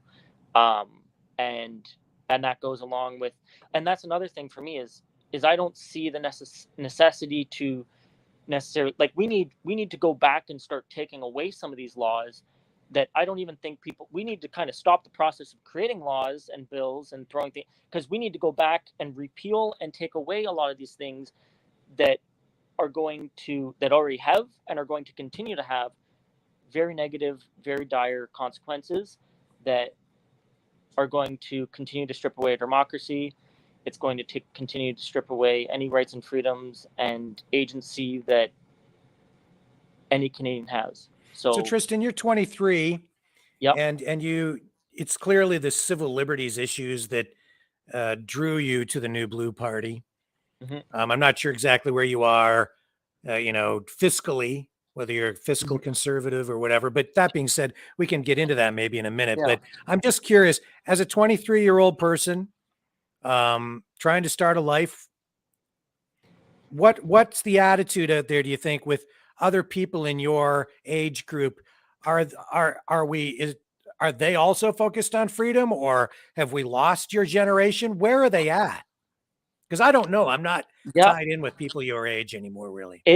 I feel as though it's mixed. I have friends who don't keep up with politics whatsoever. They couldn't really care less. They shoot out comments here and there. They might vote, but again, they vote for the three main parties. They've never really looked into anything else. And then I have others who are gravely concerned, who will be living in their parents' basement until probably the age of 30, just trying to save up to afford a piece of property. It's really a mess. I feel like I've definitely stepped out of the main bubble of individuals. I think the main bubble, again, is, the three main parties. They're looking at what those options are. That's literally the only acceptable options on the table for them. And they don't have the time or energy or interest in researching further. They'll look at headlines, and that's about it. Others, and I've seen a few of them, are just like me, where it's like, whoa, what's going on? Let me look into this further. Questioning things, critically looking at situations, and wondering and realizing too that this future that, I myself want and others want is, I want to say slowly, but it's pretty rapidly being taken away from us. And it's getting my son's about your age, right? And he'll say to me, "Don't worry, Dad. All my friends are they're not as far left as you think, and a lot of them are focused on freedom." But then when I talk to my daughter, she'll tell me about, when I look at her friends and the people she hangs around with, they're very more left wing. So I think it depends kind of where you live and so on. But it's hard for me to get a beat on it. It's even hard for me because it really is. You go through again with the schooling. Is I was promoted and shown with very little debate, mostly liberal ideology. Is all these paths and the social issues and things like that, and basically the world's burning, nothing matters in the end anyways. If it's in Canada, the only real issue is racism or Indigenous peoples, and outside of Canada is like, it just goes back and forth, and they just bounce you between all these issues that you just get overwhelmed. You're like, what's the point? And then during a lecture or whatever, is they'll bring up an issue, or on the media they'll bring up an issue, and everyone will just kind of gravitate and be like, oh yeah, like that's such a big issue, and we'll talk about it and everything, and we'll come up with all these theories. But then there's never any solutions. There's never any more critical rationalization behind it all. There's never further in-depth analysis. And I think a lot of young people have kind of fallen into that system.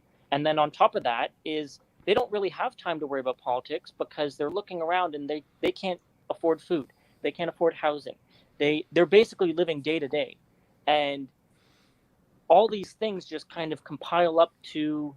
I got to talk to Hallelujah, who says he bets my son gets high almost every night and sleeps in until noon and returns the car with the tank empty. Be honest, Rick. Hallie's a troll who comes on here, and every once in a while I put his quotes up because we believe in free speech, and I love to show Hallie's nonsensical posts every once in a while to expose his ignorance and his impoliteness. And I can assure you, Hallie, that you are very wrong. My son is gainfully employed. He does not live at home, and he's a fine young man in my estimation. I'm very proud of him. And that's about all I'm going to say, because I don't like to get into too much personal stuff on the air, other than the fact that because the government has created supply chain issues, I can't get crinkle cut French fries. And with that being said, back to Tristan. No, but that's just that interaction there I love, because we need more of that. We need more. And this is one of my frustrations too, is even talking with some people, and I've already gotten called out on social media here and there from family and friends that ask all these questions, even though the information is there, or, you got to do some research. And their responses usually are emotional, or, it's a matter of destroying my character rather than facing the facts or arguing. You're a racist.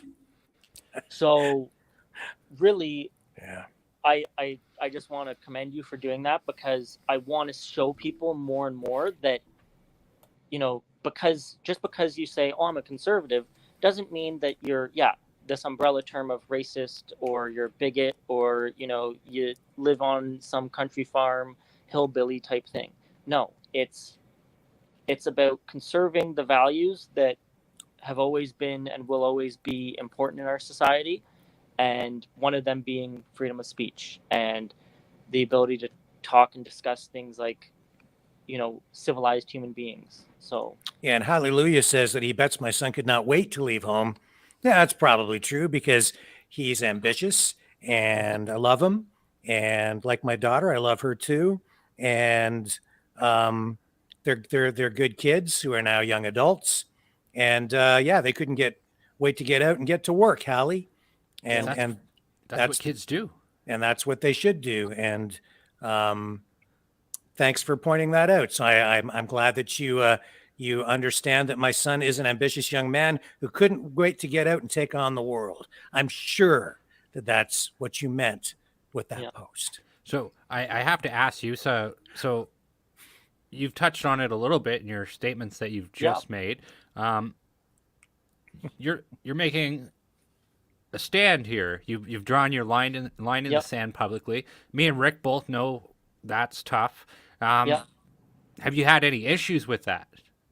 Again, like family and friends, I try to have those discussions, and like I said, I've been met with contention or a lot of questions. Again, questions that have answers if they did the research and homework themselves. And it just kind of, and I've been, kind of poked at in the sense that, you can tell it's a setup. Like, they're not looking for answers. They're just looking to troll or create more strife and division than there needs to be. So yeah, I've definitely been met with that, but at the same time, the opposite. I've been met with hugs and cries of joy and thank yous from people in Whitby. One person in particular, her name's Sylvia. She's now retired, not by choice. It was a unfortunately forced retirement for her due to all the situation going on in the last 2 years. And she's a lovely lady, and talking with her and hearing her story and talking to all these other individuals, this is kind of why I'm still optimistic and why I have hope, is because I can see that Canadian spirit. I can see that strength, that determination, that fighting strength that we as Canadians have always had. That it hasn't disappeared. It's still there. And it's just, been buried under some dirt and some other stuff and some choice words, but it's there. And really what we need to remember who we are is Canadians, and we're strong and we're powerful, and we've done and been through so much, so much, especially the last 2 years, but even prior. And we need to draw lines in the sand, because there are men and women who went to war, who sacrificed presents, past, and futures for us, and drew their lines in the sand so that we had the privilege and so that we had the rights and freedoms to enjoy and be able to experience not the present, but certainly the near past Canada that we had. And I really think that's still there. I think as this goes on, you're going to see more and more individuals stepping up. I know that it's not easy for everybody. I will be the first to say yes, I'm frustrated. I'm angry. I'm sad. I'm in anguish of what we've lost and what we've faced. But I've also known what we've gained. And what we've gained is a true appreciation of those rights and freedoms that we just so, we really did enjoy them without real contention. And we have somebody here asking if the New Blue is tied to the World Economic Forum. That would be a no. Yeah. Mm-hmm. And are you a fiscal conservative? I mean, me personally, I think I'd have to be described that way, just because I'm so concerned and always have been with what I view as massive, excessive government spending. Mm-hmm. And we had Jim Carahalios on the program about a week and a half ago, and we talked a little bit about that, and he did sort of address it from his perspective. Yeah. But what's your view on all this, spending that's been going on, and what do you think?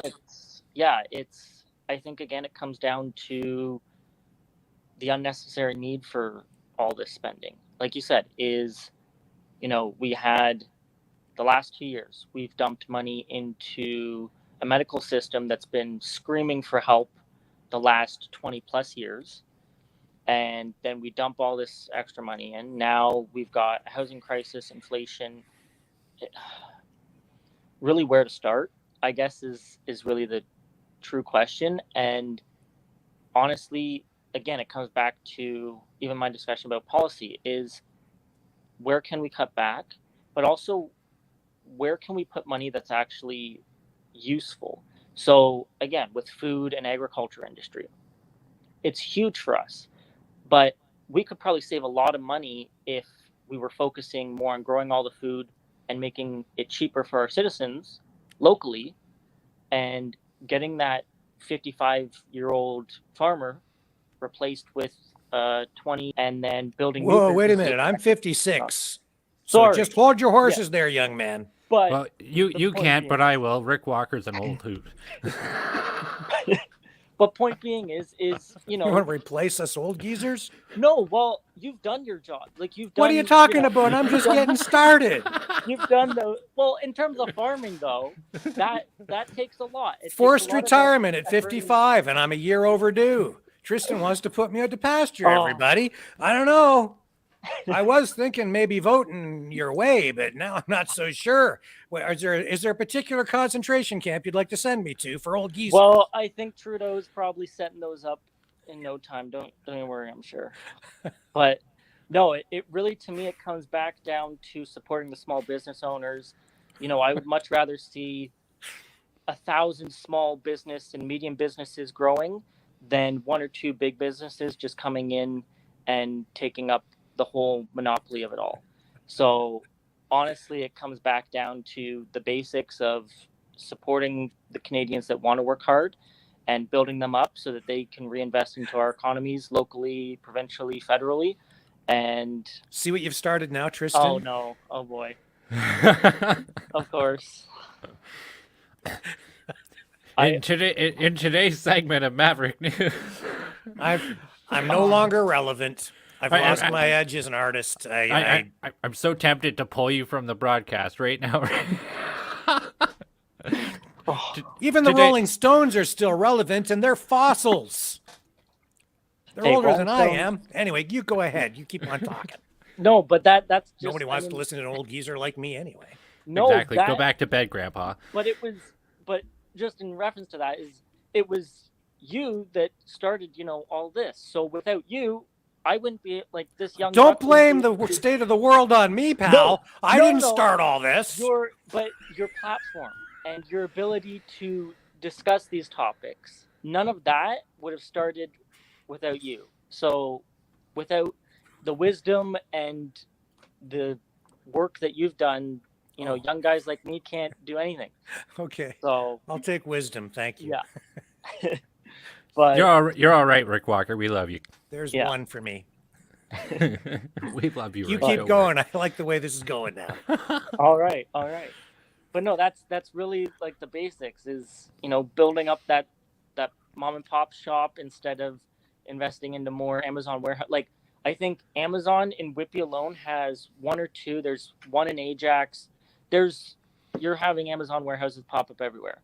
And to me I would much rather see a smaller medium business start procuring those supplies locally. You also then build up a better supply chain because now instead of worrying about it coming from China, you can get it down the street. So if we can build up more of those, you start solidifying our supply chains, our food systems, things like that. It really comes back down to take care of ourselves and feeding your own backyard and watering your own grass before you start nourishing others. Because I'm all for giving and helping, but you need to have things to give. And really right now we're in a deficit of things to give. We have plenty. It's all there. It's right in front of us. It's staring us in the face saying, why aren't you taking a hold of all this? And we're wasting it. And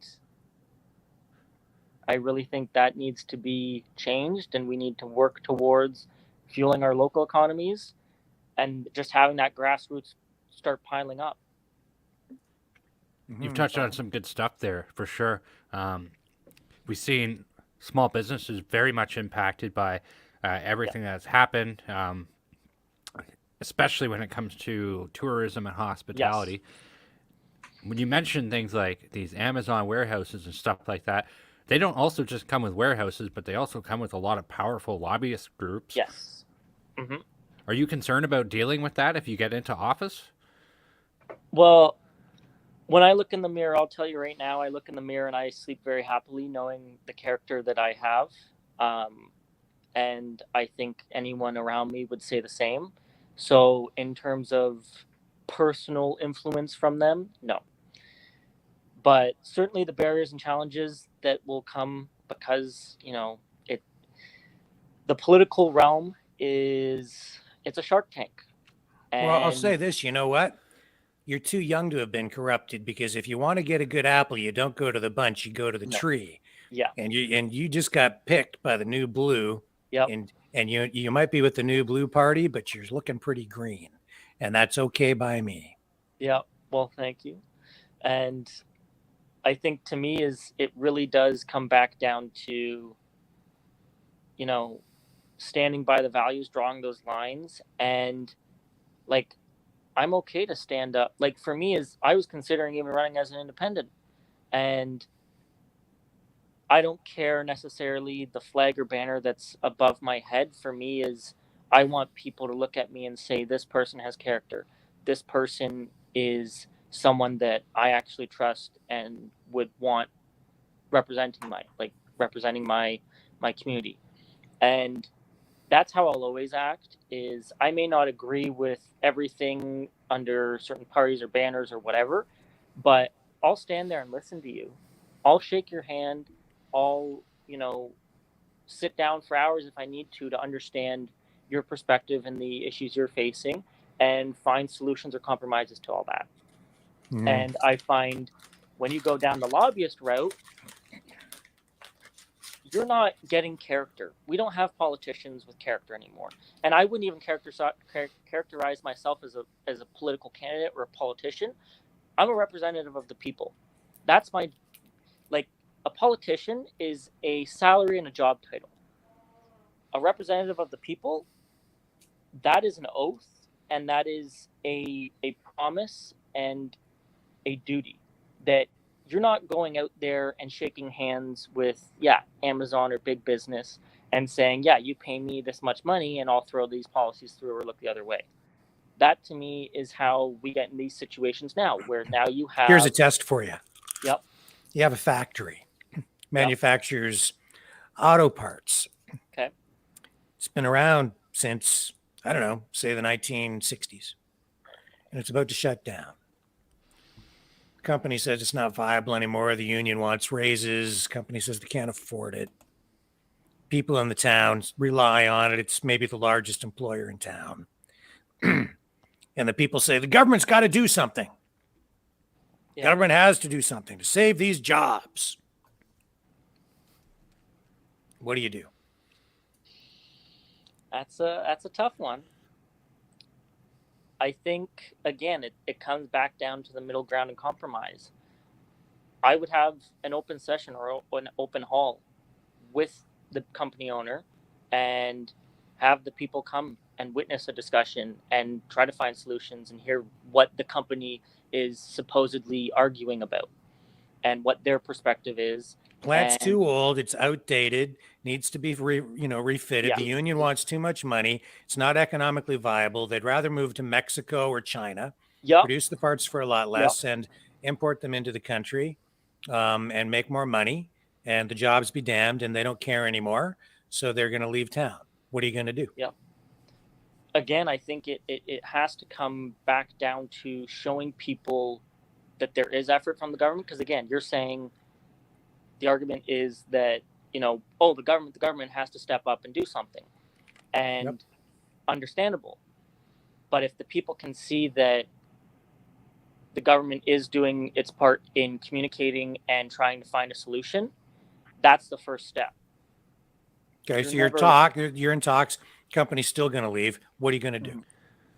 Then I'd rather, if they're very inherent on leaving, I would honestly, rather than invest in local or small business companies to get them kickstarted and up and going and try to refuel and jump that, or unions now applying pressure, and they're having demonstrations outside the plant, and they want the place reopened, and they say that the government has to give the company, I don't know, so much money, $200 million in subsidies and grants to keep the place open. Do you do it? Again, it would depend on the people, and again, if the people want the jobs and are willing to understand and see the fact that there's going to be $200 million going towards keeping this open, that's your tax dollars, that's what you're paying towards as the government. If the people would like that, then it's hard to go against the people, I guess, in that case. But at the same time, what is right in my heart is I would struggle with that. I would have to find some other compromise that doesn't, because again, it's a big business. They don't necessarily need the money, they just want it, and they're just using it for pressure. So again, I would try to articulate that as much as possible to people, and again, just I feel like the best thing you can do is come to the table and sit and talk, because that's the only way you'll get solutions, especially based on context and how the people want it, and it shows. So you would give the money. I think it's not as simple as just that. It's not as simple as just that. Like, come on, isn't it? No, it really kind of is. Well, it's. I'm testing you, 23-year-old candidate. Yeah, I get that, and I appreciate. And then I can give you a couple of examples to illustrate some pitfalls here for you, but I don't want to get too deep into it. It's a theoretical thing, but then I can show you real world examples, one of which is unfolding right now. Yeah. Well, how about this? How about you show me the real world examples, and I'll Navistar International, Chatham, Ontario, in my hometown. Okay. Old factory, been there for a long time. Yep. A number of years ago, I think maybe 10, 15 years ago, they wanted to shut it down, said it wasn't viable, had to be retrofitted, not big enough, blah, blah, blah. Yeah. International, based in Chicago. They shut the place down. Yep. And there were international rules under NAFTA that sort of prevented government from just giving money outright, but the Liberal member of Parliament at the time did facilitate. Ultimately, it was like a $20 million bailout to keep the plant open for a period of time under the guise of training programs. And people cheered for that. And then the plant stayed open for about another year and a half. The company took the money, set up this kind of a little training facility up the road to sort of justify the money. And then after a year and a half, the place shut down anyway. And there were actually quite violent protests. One protester got run over. I remember that. I covered all of that when I was working at CTV. But the lesson to be learned in the end was the government gave the company a bunch of money, because if somebody came to you and said, well, what if we gave you $20 million? Would you keep it open then? And then you looked at the $20 million and well, okay, I guess we'll keep it open. Yep. And then they did for about a year and a half, and then the place shut down anyway. They didn't invest in the plant, and today that building has been torn down. Another scenario unfolding right now. The government wants electric cars come hell or high water. Yep. But Oshawa, GM, they shut that facility down. Yep. Why? I don't know. It's world class. It's cutting edge on the technology side. It's an amazing facility, able to produce more than multiple types of vehicles at one time. The government, just to get it back open again, the federal and provincial governments invested over $250 million each, just announced within the last couple of weeks. They're going to be producing right now still gasoline or internal combustion engine vehicles as they prepare to also produce some electric vehicles. And some of that money is going into the Ingersoll CAMI plant here in Ontario as well. And yet, here's the crazy thing about all of that. While the government invests really about $500 million in these General Motors facilities, so they can build, one of the vehicles is actually pickup trucks. Okay. On the flip side of that, the federal government turns around and imposes a new environmental tax, which makes light duty pickups $1,000 more expensive and heavy duty pickups $4,000 more expensive. So they've got the foot on the gas, investing tax dollars in a factory so that they can produce trucks that they can then tax, so that they can send the message to consumers: don't buy these things. We're going to make them so expensive that you can't afford them. So we're producing trucks that they don't want people to buy. Yeah. And then it will just close down anyways now, because when the money dries up, and then we'll see where we're at with all of the production and electric vehicles and whether there's a market for what they're actually producing. So we'll see where we're at in 2 or 4 or 5 or 6 years with all of this stuff. I gotta say, like, this is a very nuanced thing, and Stephen Harper's book Right Here, Right Now, which he wrote a few years back, he talks about bailing out the big 3 motor companies in the 2008 financial crisis, and when he talks about it, it's like one of those things. It's like I seriously don't know the answer if funding this and mind you, these factories are still here. Mm-hmm. I would say, Brendan, that the reason the auto companies got into trouble to begin with, one of the main reasons, and it's actually multiple reasons because of one main reason, and that is government meddling in the market, where they put too many regulations on, they get all these incentives going on, they skew the marketplace, everything gets all out of whack. And then and you've got imports and all these other issues, and the government actually makes things worse, and that gets the companies into trouble. Yep, it has throughout history. And then they like you said, Tristan, they create a problem, then they give you a solution, and the solution is government money to bail everything out to solve a problem that they actually created to begin with. I mean, even if here's the other thing, they put $500 million into these auto plants to produce cars and trucks that are still powered by gasoline. And then what do? They tax gas to the point where it's $1.80 a liter here today.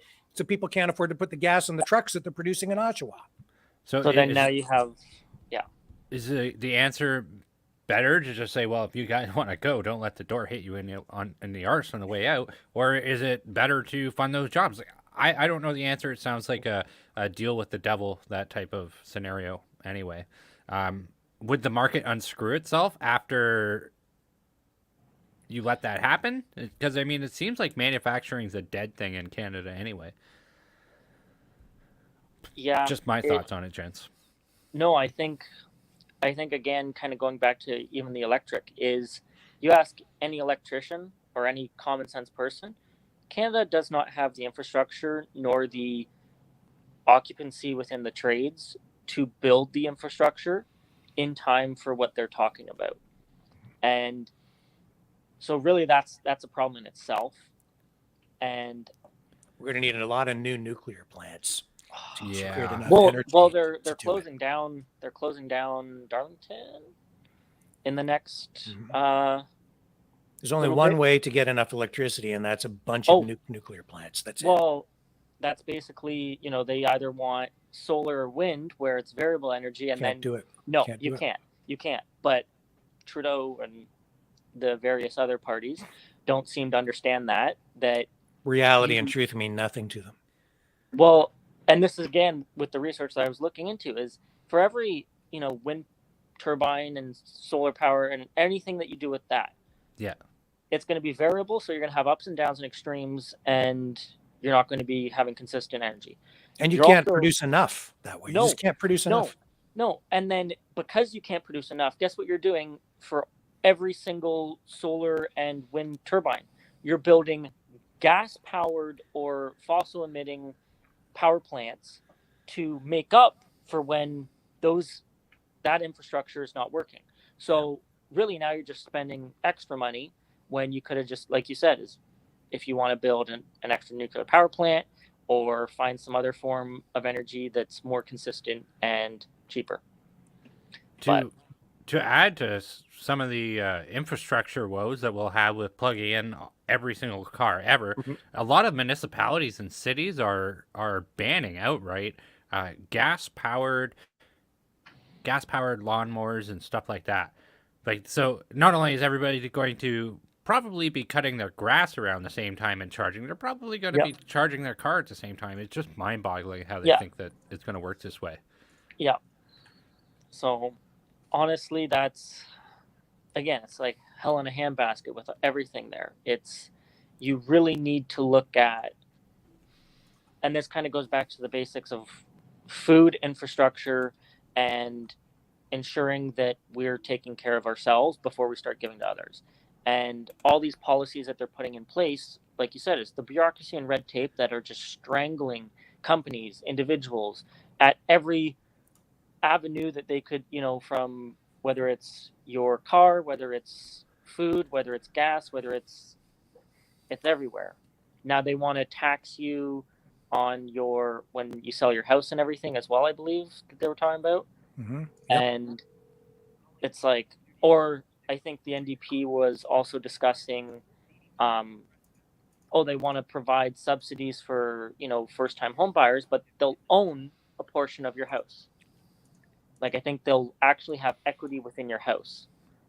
And I want to look into that more because it's been a while since I saw that. But if that's also the case and that's true, that scares me even more. It's again coming back to the premise of you will own nothing and you will be happy. We're going to tax you to oblivion, make it too expensive to live, and then you're all going to live off of us, and that's it. And then you will, And on that bright note, let's take a brief break so we can tell people how they can call in and participate in the show. And Tristan, you're welcome to stay with us for a little while longer if you'd like, and maybe some people might have a few questions for you. Absolutely. So let's roll this brief message to tell you, everyone out there, our Maverick family, how you can join the conversation.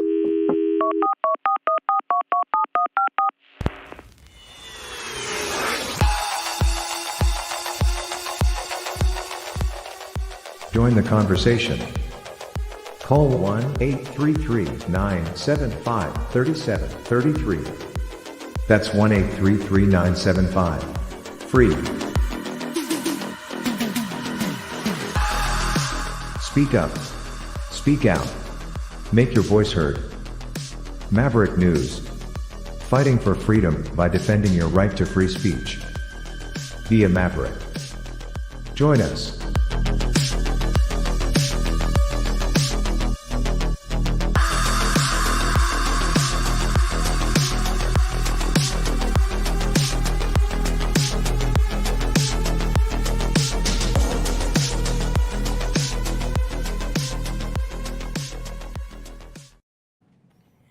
And you can join the conversation right now at 1-833-975-3733. That's 1-833-975-FREE.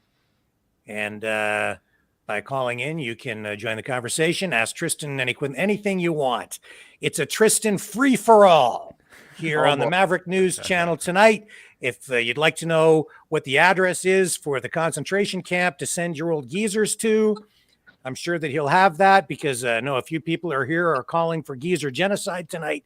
And I think I'm number one on the list for people to be scooped up by the geezer police and taken away because Tristan put my name up there first. Thank you for that, Tristan. Appreciate it.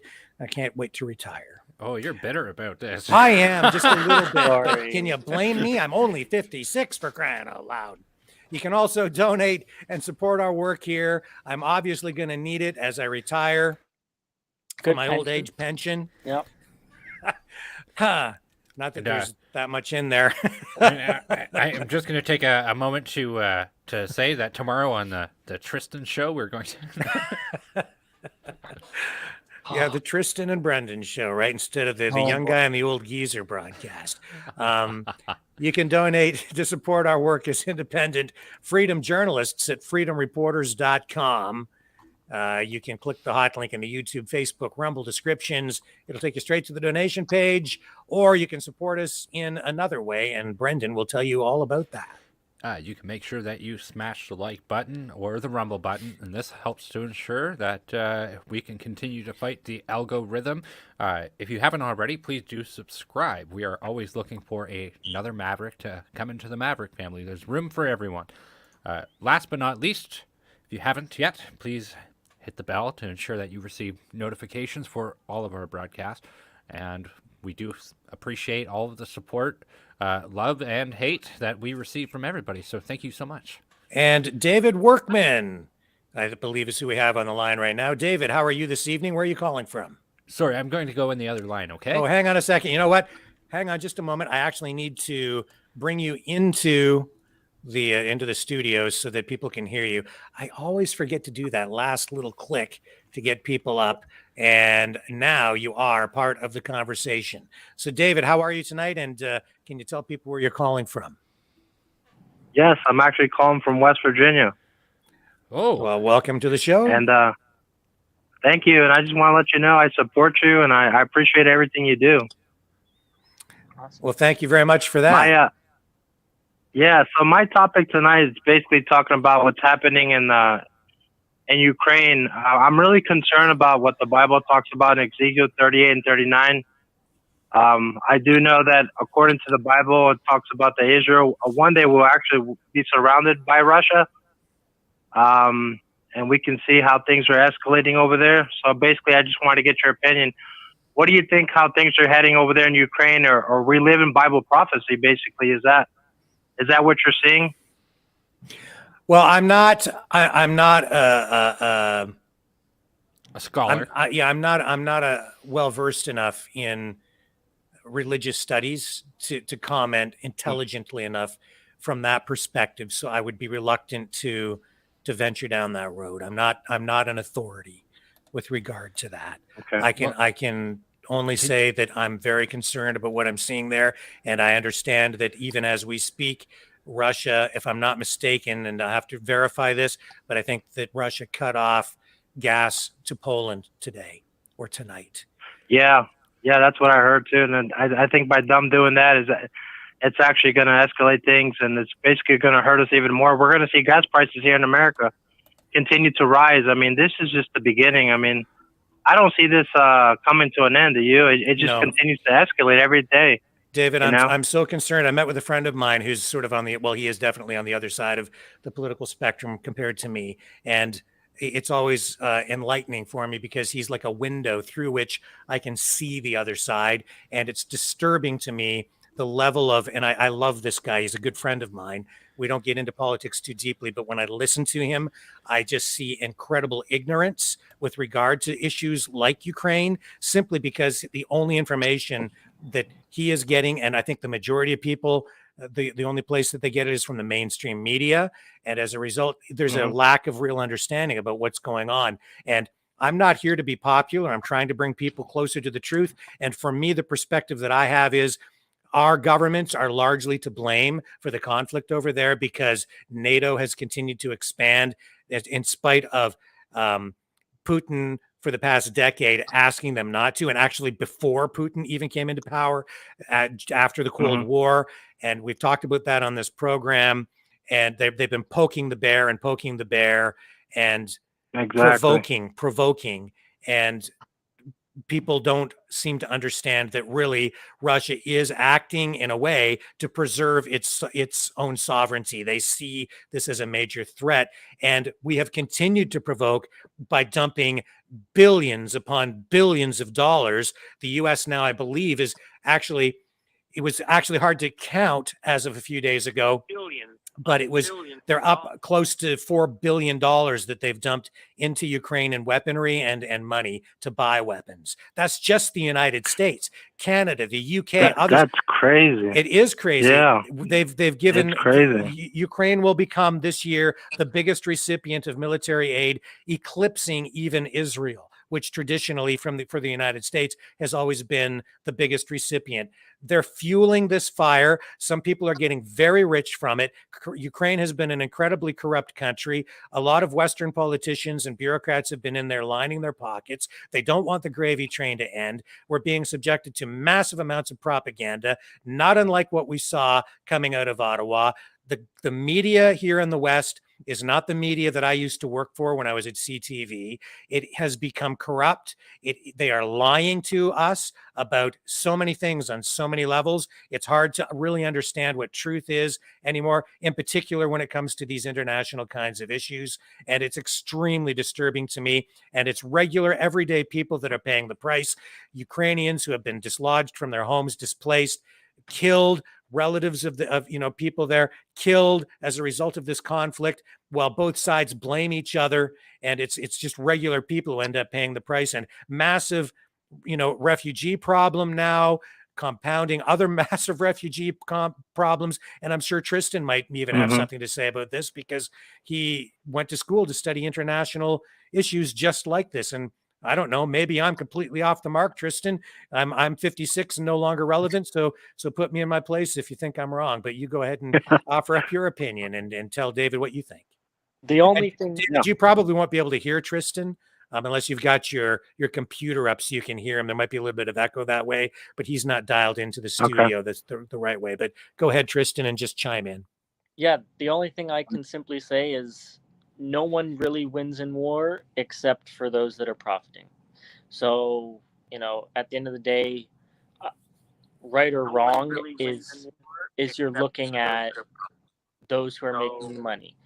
And whoever that may be, those are the people that are to really be focusing on, because everyone else is just pawns and being sacrificed for other people's war. So that's my 2 cents. Yeah, well, that's a fairly non-committal way of saying that you don't like war, and I can appreciate that. It's it is actually a complex issue over there because there's so much history behind it, and that's why I don't like what I see coming from our media, because they've simplified everything and dumbed it down to a place where when I met with my friend today and I looked through that window, that portal, what I got from him was, gee, that Putin sure is an evil guy. He's just crazy. That's why he invaded Ukraine. He's nuts. That's the reason? Yeah, I'm hearing both different sides of the story about Russia, because I actually have best friends of mine.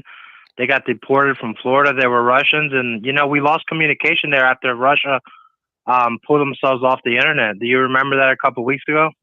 Yep. Yeah. So like my friends were kind of worrying, and I was like, "Hey guys, what's going on?"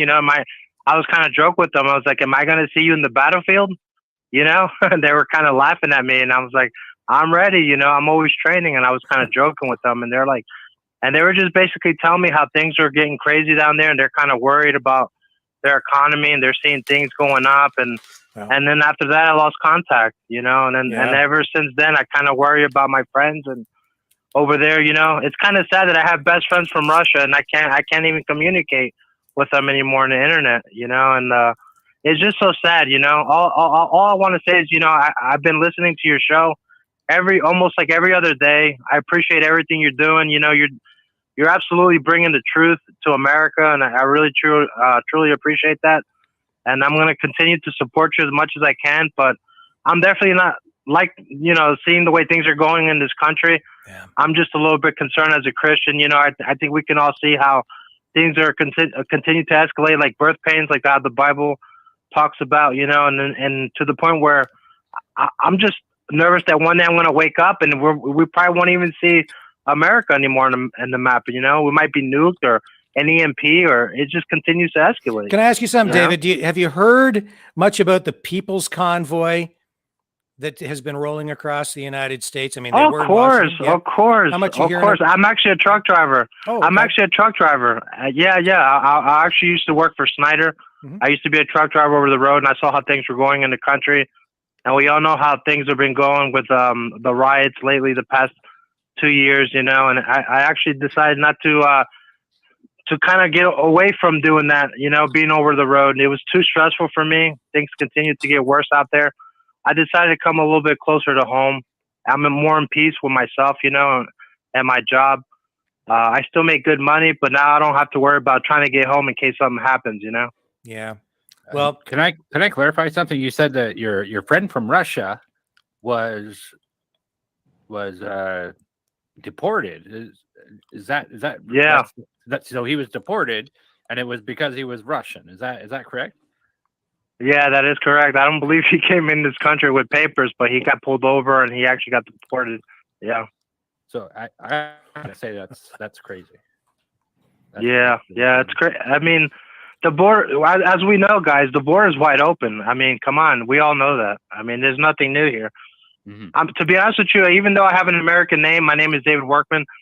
I'm actually part Latino too. My mom's from South America, Ecuador, and I don't agree with things that are happening here in the United States. The border being wide open, I continue to see a bunch of illegals, even here where I live, out in the middle of nowhere. They're just pouring into this city of ours. I'm just like, where are they coming from? Are you freaking kidding me? Is the border really that open that even out here in the country we're starting to see this kind of migration? And people get mad at me because I'm speaking the truth and I'm Latino. And I'm supposed to be, supporting my own kind, but I don't agree with it, guys. I was born and raised here on a small town, and I believe I did things the right way. I pay into the system. I did everything I was supposed to, and these people just pouring in here. And it's not only from South America. Let's get it right. We got people from Haiti. People used to make fun of the people of the Cubans back in the day in Florida coming in here. Now we got a bunch of Haitians, Russians, people from the Middle East. I mean, it's a wide open border. My opinion, I think it's because we know that the new elections are coming and Biden needs the votes. I mean, come on, it's so obvious. We know what happened during the elections, and that's all I have to say. You know what I mean? Yeah. Thank you for holding back on that sentiment because YouTube doesn't like that talk. So we do appreciate that. Should we bring Tristan in on this group so he can engage as well? Or sure, yeah, we could do that. In fact, well, I'll give you a link, Tristan, and okay, you can. It's in the private chat. Actually. If you go in there, you should be. I don't think I could hear him either over there. Google Meet? Yep, that's right. You could just sign in over there, and then everybody will be able to hear you that calls in, and we can bring you in on the conversation on that side. Okay. So, David, thank you so much for calling in tonight. We're going to move on. We've got some other people waiting in the wings. Please call back at any time, though. Very, very good call. Not a problem. Not a problem. I appreciate you guys. Keep up the good work, and I'm here to support you 100%. I think what you're doing is awesome. Okay, guys? Thank you so much, and continue moving forward and stay strong, all right? Thank you very much. Let's move on, and we'll speak with Grant. How are you tonight, Grant? Where are you calling from? I'm calling from Hopeville, Ontario. Oh, well, welcome to the Maverick News Channel. What's on your mind tonight? Thank you. Great show, by the way. Love the show. Good job, guys. Thank you. My mind is on government giving companies monies, which to me is wrong and should not be supported at all. This is where they should not even dive into. So I feel this is totally wrong and illegal. They should not be involved in any of that stuff. What do you guys think? Well, maybe we'll throw it over to Tristan since he's running for office and people are going to be asking him for a lot of free things in the weeks ahead. What do you think, Tristan? How much free stuff are you going to give away? Well, first and foremost, I think I speak on behalf of most Canadians and people in Ontario as well. People want to work. People want to earn what they're given. And I think this gifting right before elections, it's such a waste of A, taxpayer dollars, and B, it's kind of a slap in the face, basically saying we can just bribe people for a vote. So no, I won't be giving away free things other than your freedoms and rights and everything that you've already been owed and deserved, but have unfortunately unfortunately have been taken away. So I'll just return what's already yours, and then how about that? That's where I'll stick with. Yeah, well, no, this is great. I like that. The thing is, any company that can't make it in life usually falls, and they don't get supported by the government at all whatsoever. So why do they want to support these big companies? If they fall, guess what? Other companies come along and take over their place. Pretty simple to me. So the only reason they want to give these big companies monies is maybe to fill their pockets or whatever behind the scene things that we don't know. But whatever it is, it should not be done. Look at the media, for instance. Look what the government gives them. And you can see how they brainwash the Canadian people, It's crazy. Well, Jim Carhalio is the leader of the New Blue Party, and Tristan might want to speak to this. He came up and mentioned, I think, an ingenious way of combating the government handouts to the big media, legacy media outlets, and that is to tax back at the provincial level what the federal government is giving these organizations, so that it kind of cancels it out and then puts the money back into the public coffers at the provincial level. And I thought that was kind of ingenious when he mentioned it. It is a good idea. I mean, if they'll do it. Well, I guess you got to vote New Blue to find out. Yeah, and then if he gets enough people elected, then I guess they could do that. What do you think, Tristan? Is that a good idea? That's true. Yeah. I mean, voting New Blue is obviously a good idea. I stand by that. But yeah. No, I like to vote New Blue for sure. They sound like a great party. And also, like, if they get elected, let's say they do, say they got elected. Now, would they go after anybody that's tied in with WEF and throw them in jail for what they're trying to do to this country? They have no right to do or say in this country. They shouldn't have any rights. So these guys that are tied into this, trying to change this country, they need to be put in jail. I don't. Go ahead, Tristan. Try weighing in on that one. Who are you going to throw in jail first? Yeah. After you're done sending me to the concentration camp, what WEF member will you send to prison first? Well, I think it kind of comes back down to kind of, as Jim has been talking about, is the voter fraud. Is you got to start there. So first of all, we need to give power back to the people with their vote to ensure that when they vote, it's counting 110%.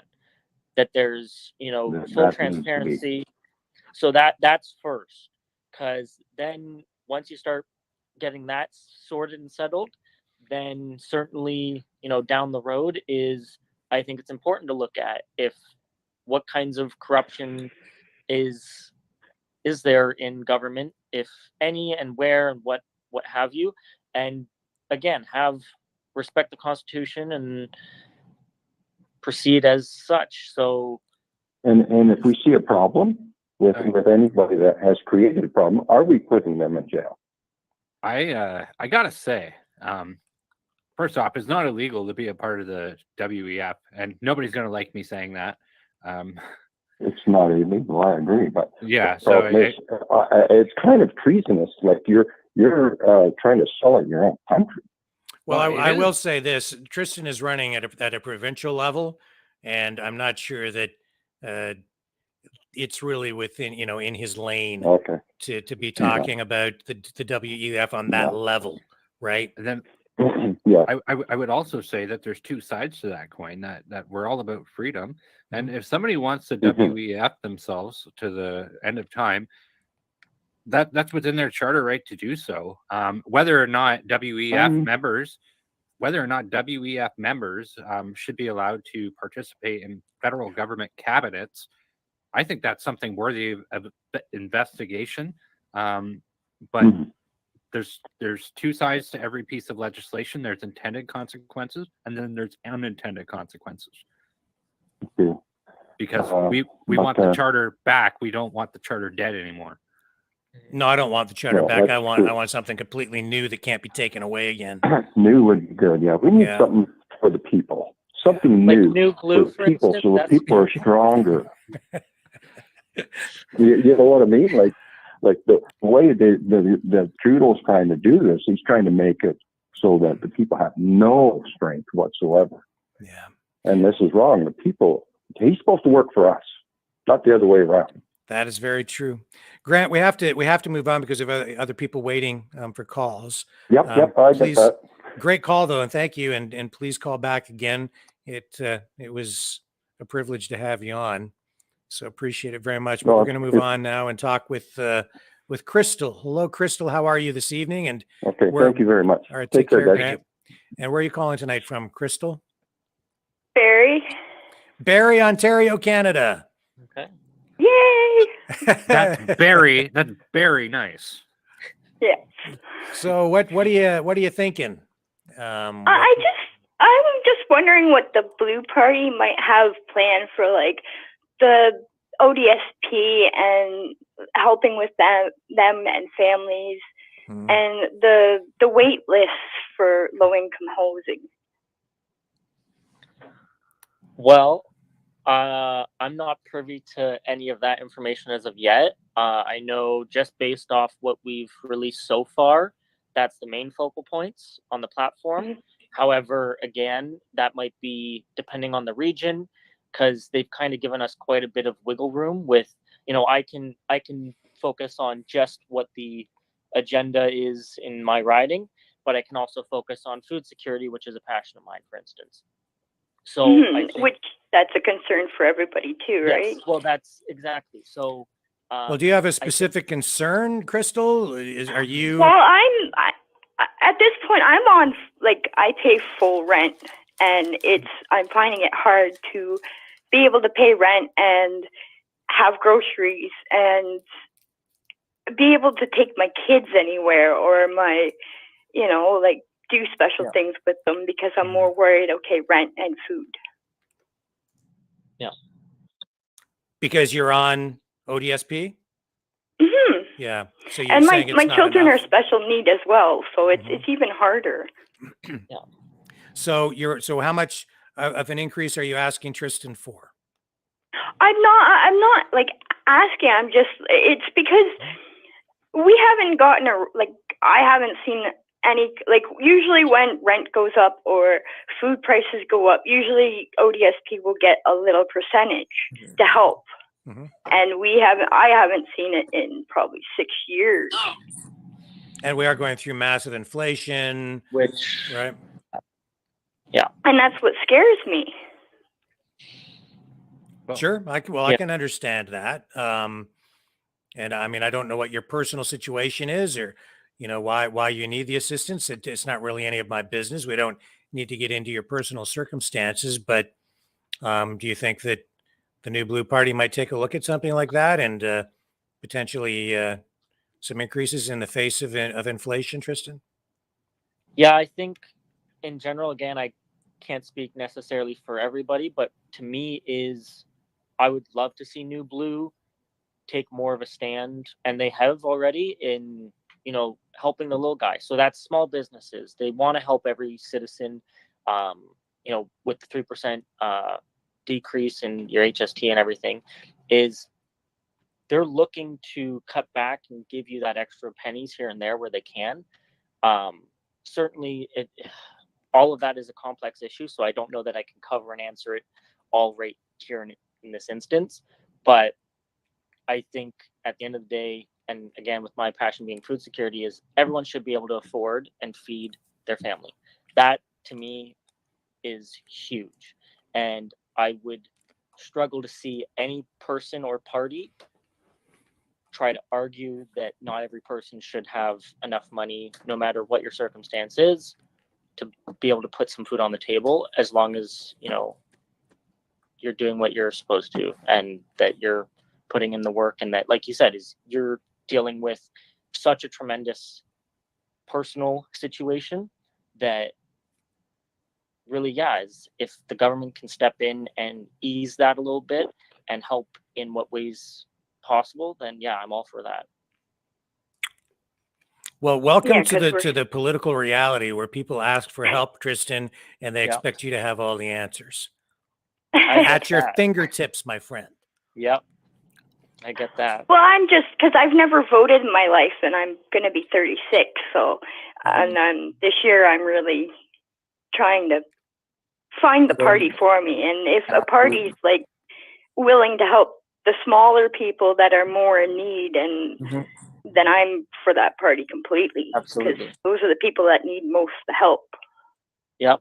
And for me, is even with New Blue and why I got involved is because they want to do just that. It's, you know, it's not looking out for the lobbyists and getting the paycheck and everything. It's about going back to grassroots politics, where you helped out the little guy and you helped your communities and you've really built up from there. And so I would contact your representative specifically. And from New Blue, you can go on the New Blue website, contact them, reach out, go to their meet and greets and ask them that question, and see what their own personal ideas, philosophies are around it. Because honestly, yeah, everyone's going to be a little bit different. And the more people that talk about these issues and say, hey, this is something that's affecting a lot of us, that brings a really big spotlight to those issues. So it's on top of the mind for those people. So then we can address it. Yeah. Can I just say, definitely welcome very much to the political arena. I really want to see in this next election, I want to see a much higher voter turnout and a much higher citizen participation. And so I really have to say from the bottom of my heart, thank you so much for looking into that and seeing that you have an important role to play in not only your city, but also in your province and in your country. Well, Crystal, we're going to move on. Yeah, and what scares me is I've got 2 young kids, and that bill scares me too. So yeah, we do have to move on though, because we've got Michael waiting. But thank you for calling, Crystal, right. and please call back again. You know, in another broadcast, we'd like to have you back on again in the future. And thank you so much. Thank you for Keep up watching. the great work. Okay, you take care and vote early, vote often. Yep. Have a good night. Take care. And we're moving on to Michael. How are you tonight, Michael? You want to talk about the gun registry, and you have a question for our guest, Tristan? Yes, I do. Thanks very much for taking my call. How are you guys tonight? Great. Doing all right. Very good. Yes, my question is on the New Blue Party. What's their stance on the gun registration? So, again, they haven't really spoken too much. I think there's, I think Jim is probably your best person to talk to about that specifically. And that's Jim Carhalio is the leader of the party, for people who don't know, and a lot of people might not. Okay. Thank you for clarifying that. Yeah, of course.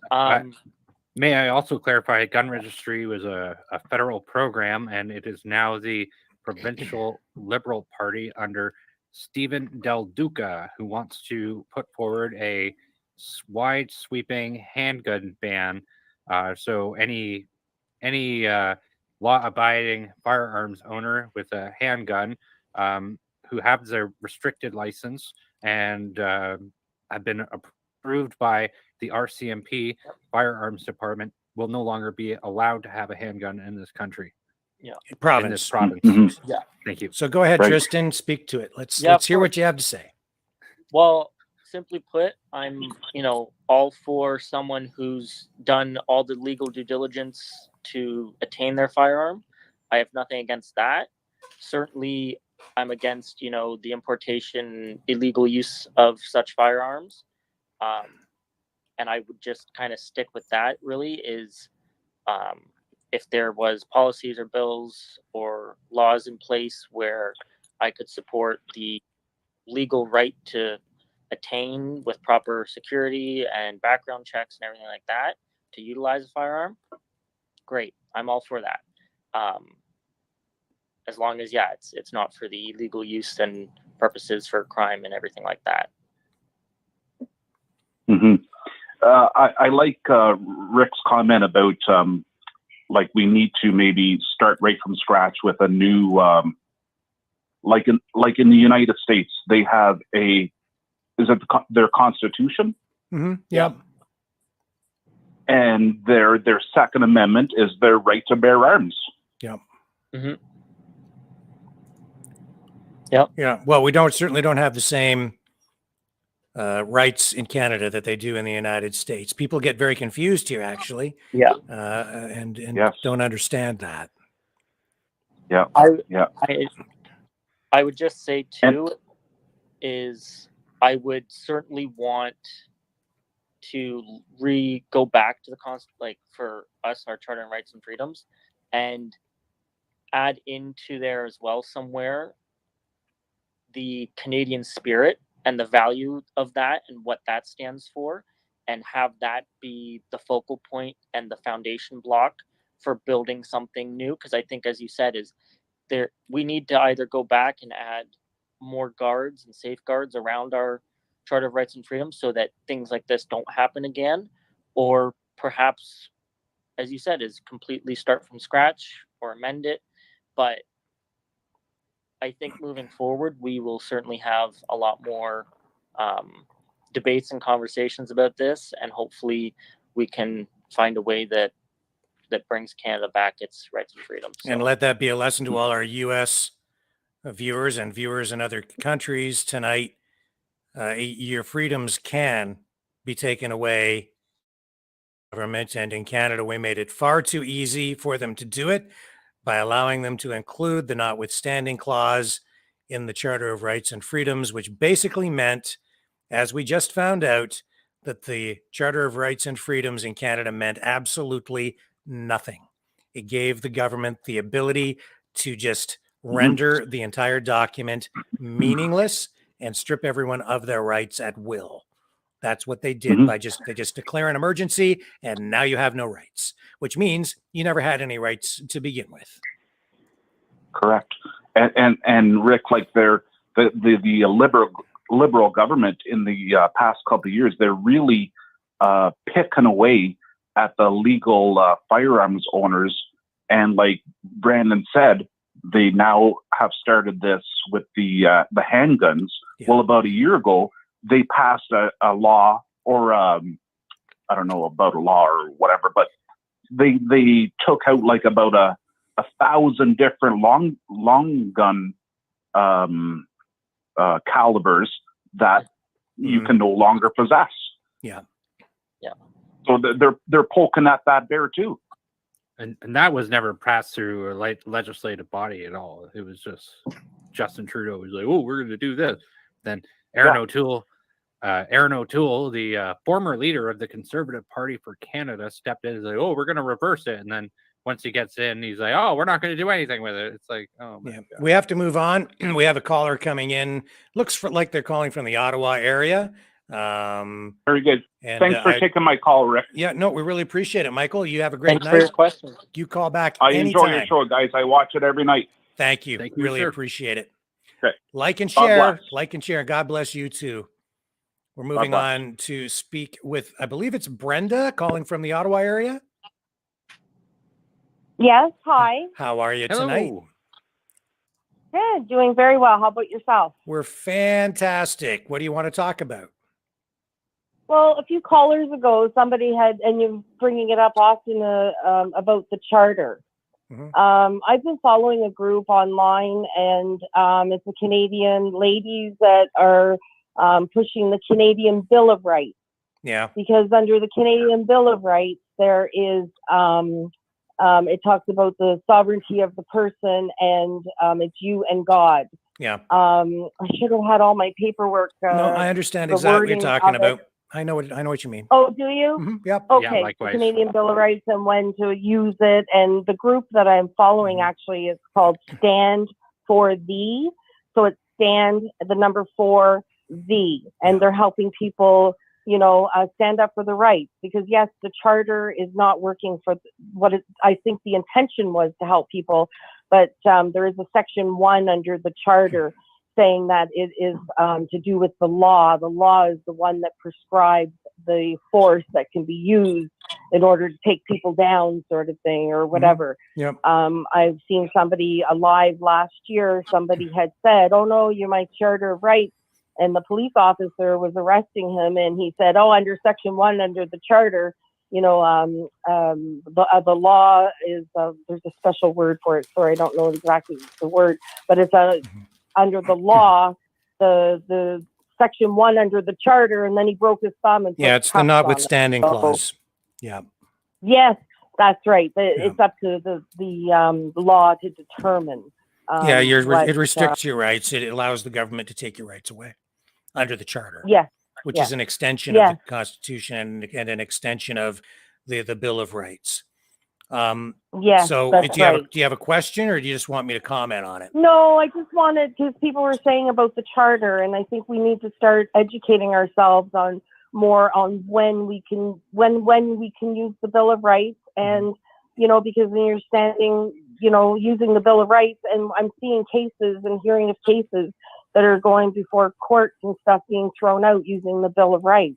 Yeah, I've seen a couple of videos that people have posted about it. I have some issues with it, honestly. Oh, okay. The reason I don't know if this is a platform. I'll explain. This is exactly the platform to speak about it. Okay. The reason I have concerns about it is because the Bill of Rights has in itself, in its structure, in the way that it was implemented, it's a piece of legislation, but it's not embedded in the Constitution.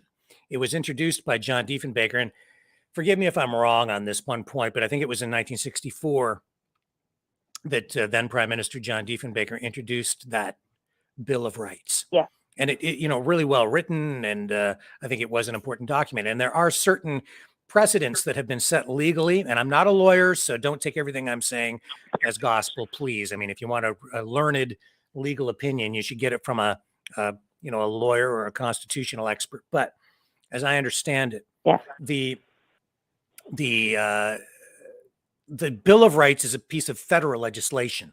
The reason the charter was introduced was because it dealt with rights at a provincial level, giving people rights, was supposed to give us rights at the provincial level and protect people at the provincial level, because even with the Bill of Rights, the provinces still had sovereignty and domain there and the ability to do all kinds of unspeakable things to people without them being protected. So the charter was introduced, and there was a lot of back and forth on that. And there was some concern that, Pierre Trudeau at the time wanted the federal government to retain more power over the provinces through that legislation. And Quebec was concerned about language issues, culture issues, a lot of things. In the end, they ended up adding this notwithstanding clause because there were concerns that people might have too much power, the people, right? And in an emergency, say, which is what we encountered with the pandemic, or if in a time of war or whatever the emergency might be, a flood, disaster, the government wanted to have the ability to basically impose martial law, right? So in comes the notwithstanding clause. The problem with the Bill of Rights is it only deals with things at a federal level, not provincial so much. So they're very limited. It doesn't have much in the way of teeth provincially. And the other issue with it is that it's only legislation not embedded in the Constitution, and governments that come into power, that have come into power after Diefenbaker, are not necessarily bound by that piece of legislation, and it can be revoked or amended or whatever, or just ignored even, if a government chooses to do that. And there is legal precedent, lots of legal precedent for governments to not adhere to or abide by previous pieces of legislation. They can just write a new piece of legislation or just ignore what the previous government did because their policies and views are different. And then people say, well, that's what an election is for, so you need to, bring it back later. But that piece of legislation hasn't been rescinded. It's still on the books. And sometimes in court cases, there will be references made to the Bill of Rights. So it does carry still some weight, but it's only applicable in certain situations. And a lot of the things that people think this is going to apply to, it probably won't and may not get you out of the hot water legally that you think it's going to get you out of. So you need to be very careful about trying to apply That's my issue with Okay. it. Yeah. And Right. I'll It's- just say, It's just that I find it very interesting that some of the videos that I've seen and some of the cases that as soon as the legislation they went before, even provincially, even municipally, they went to, court, and because they said, the Canadian Bill of Rights, and but they said, oh no, that's federal, and no, because it's criminal, they were being charged criminally. They because it's a criminal act, and acts or laws, right? That they used the bill, and then they dismissed it. Like they see, they did. Yeah. Further but you to have that, to know the law. That's right. And further to that, that's why I'm sounding the alarm bells on everything going on up in Ottawa this coming weekend, because Bill 100, which is the Keep Ontario Open Act, right, and is now the law. I've spoken to that because what that really is with the when they revoked the Emergencies Act. And Trudeau then no longer had the Emergencies Act there to basically neuter the Charter of Rights and Freedoms, because the Charter is a piece of legislation that was and some attached to the Constitution, but because it was designed to deal with things more on a provincial level. This is now what we're getting from provincial governments in Ontario and Saskatchewan and elsewhere. And you're going to see more of this now in other provinces where they're going to follow suit. So what Bill 100 was, or this Keep Ontario Open Act, what it really is they've written this legislation to permanently neuter or render irrelevant the Charter of Rights and Freedoms at the provincial level. That's what they've done. That's why what I'm trying to explain to people here.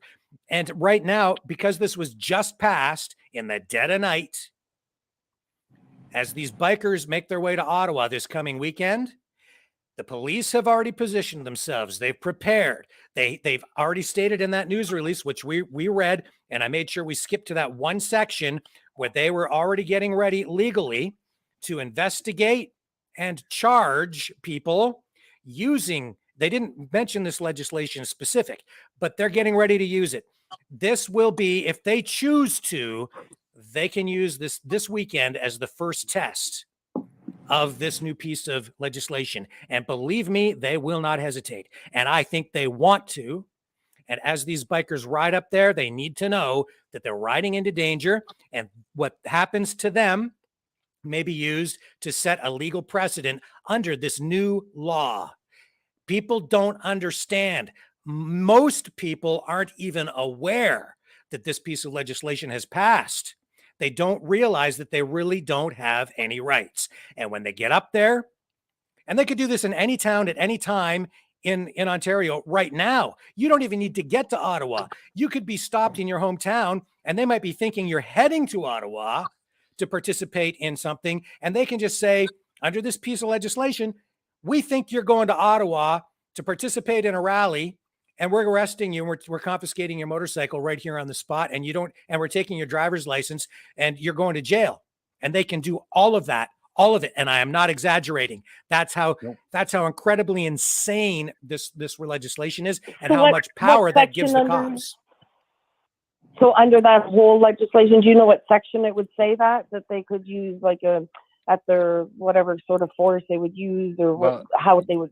We'd have to bring up the law and go through it. I don't have it at my fingertips here. I could look it up. No, I'll look it up. I'll look it up online. No, that's fine. I'll go and look and read it from cover to cover. Do you know, Tristan, is that available on the New Blue website, or did Belinda publish that any place? Because I think she did at some point, maybe on Facebook or something.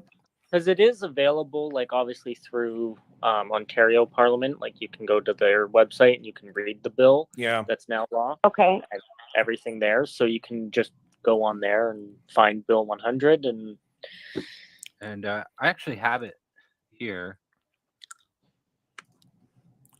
Okay, that's all right. I'll look it up online. Sure. I mean, we don't need to get into the nitty gritty of it. Yeah, you see my concern, though, right? No, that's fine. Brenda? I appreciate your time, guys. Yeah. We also have a video. We have a short video and also, that we put out about it, and we made references to the exact portions of it. It's a very short 10-minute video. We talk about what's happening with it, what it does, but it does allow the police to make broad assumptions, and it gives them the ability to have broad sweeping powers. All they have to do is assume. And I'm not a lawyer, and I'm not giving anybody legal advice, but Okay. if I were to ever deal with the police in regards to anything that I felt was a freedom thing, I would maintain my right to remain silent and get a lawyer for real legal advice. Okay. Are you All gonna? right. Are you planning on And, going up to just- Ottawa or anything, Brenda? Where you? Well, actually, yes. I think they have the Putin Fest this weekend, so I think I Right. might be heading there at City Hall. Right. Yeah. Yeah. So I don't know. I'm gonna see. I'll see. I'll be guided by the Lord and see what He has to say. Yeah. And I hope that cooler heads prevail, and I hope that police just do their Yeah. job properly, just keep everybody peaceful and happy, and let Right. people just do their thing, Because my right? understanding, my understanding that anybody that's coming in, the bikers, whatever, it's a rally. They just want to go come Friday night, they're gone, like Saturday afternoon, whatever they're doing. And then I don't know if they booked hotels and stuff, and Sunday morning get up and go home. Like, it's not by all means an occupation or any of that. Like, they just want to go and downtown Ottawa, pay their respects to the war memorial and go home. Like, it's nothing like it was in February. Like, it's totally different. It's not a protest, it's a rally, and a peaceful rally, and out of respect for our veterans. And that's what I've been told. So, and anything that I've followed on the bikers Facebook page or any of that, that's what they're saying. It's a rally. Like, it's just a bike around through Ottawa, whatever, and on Saturday doing the memorial, the respect. So, okay. Well, thank you very much, guys. You guys are awesome. I really appreciate your time, and you guys have a fantastic evening. And I'm going to continue watching you guys. Thank Thanks you, so Brenda. much. Yeah, been a Thanks, Brenda. pleasure. Okay. Good night. Bye for Good now. night. So there you have it. Any other thoughts on that, Tristan, before we move on to the next caller or next subject?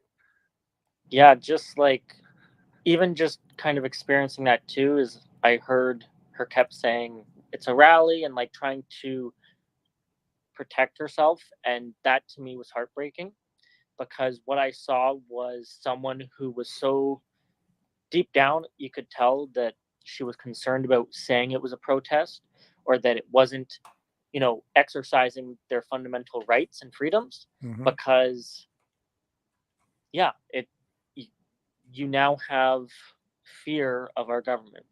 And that is a very, very, very scary thing that we have in a supposedly free democratic nation. Yeah, and I understand why people keep saying that. And I don't think it's her choosing that word now. No. It's because that word has now filtered its way through into the language everyone is using as a way to say, well, it was just a rally. But, like I said, they lost this fight in the Freedom War before it even began, simply when they decided to, or agreed to, or bent the knee by watering down their words. And they said, this isn't a protest. It clearly is. It clearly was from the beginning. This was a response to them putting the fencing around the war memorial, which the organizer, Neil, acknowledged in that video we played earlier. Okay. And I'm going to hammer on what I said before, because they can call it that all they want, but all of these legislative bodies, all of these legal authorities, all of these politicians, they're calling it something else. And at the end of the day, that has to be, it's going to be a lot easier for them to prove their point in some kind of court than it is the anybody who's participating in whatever you want to call it. Yeah.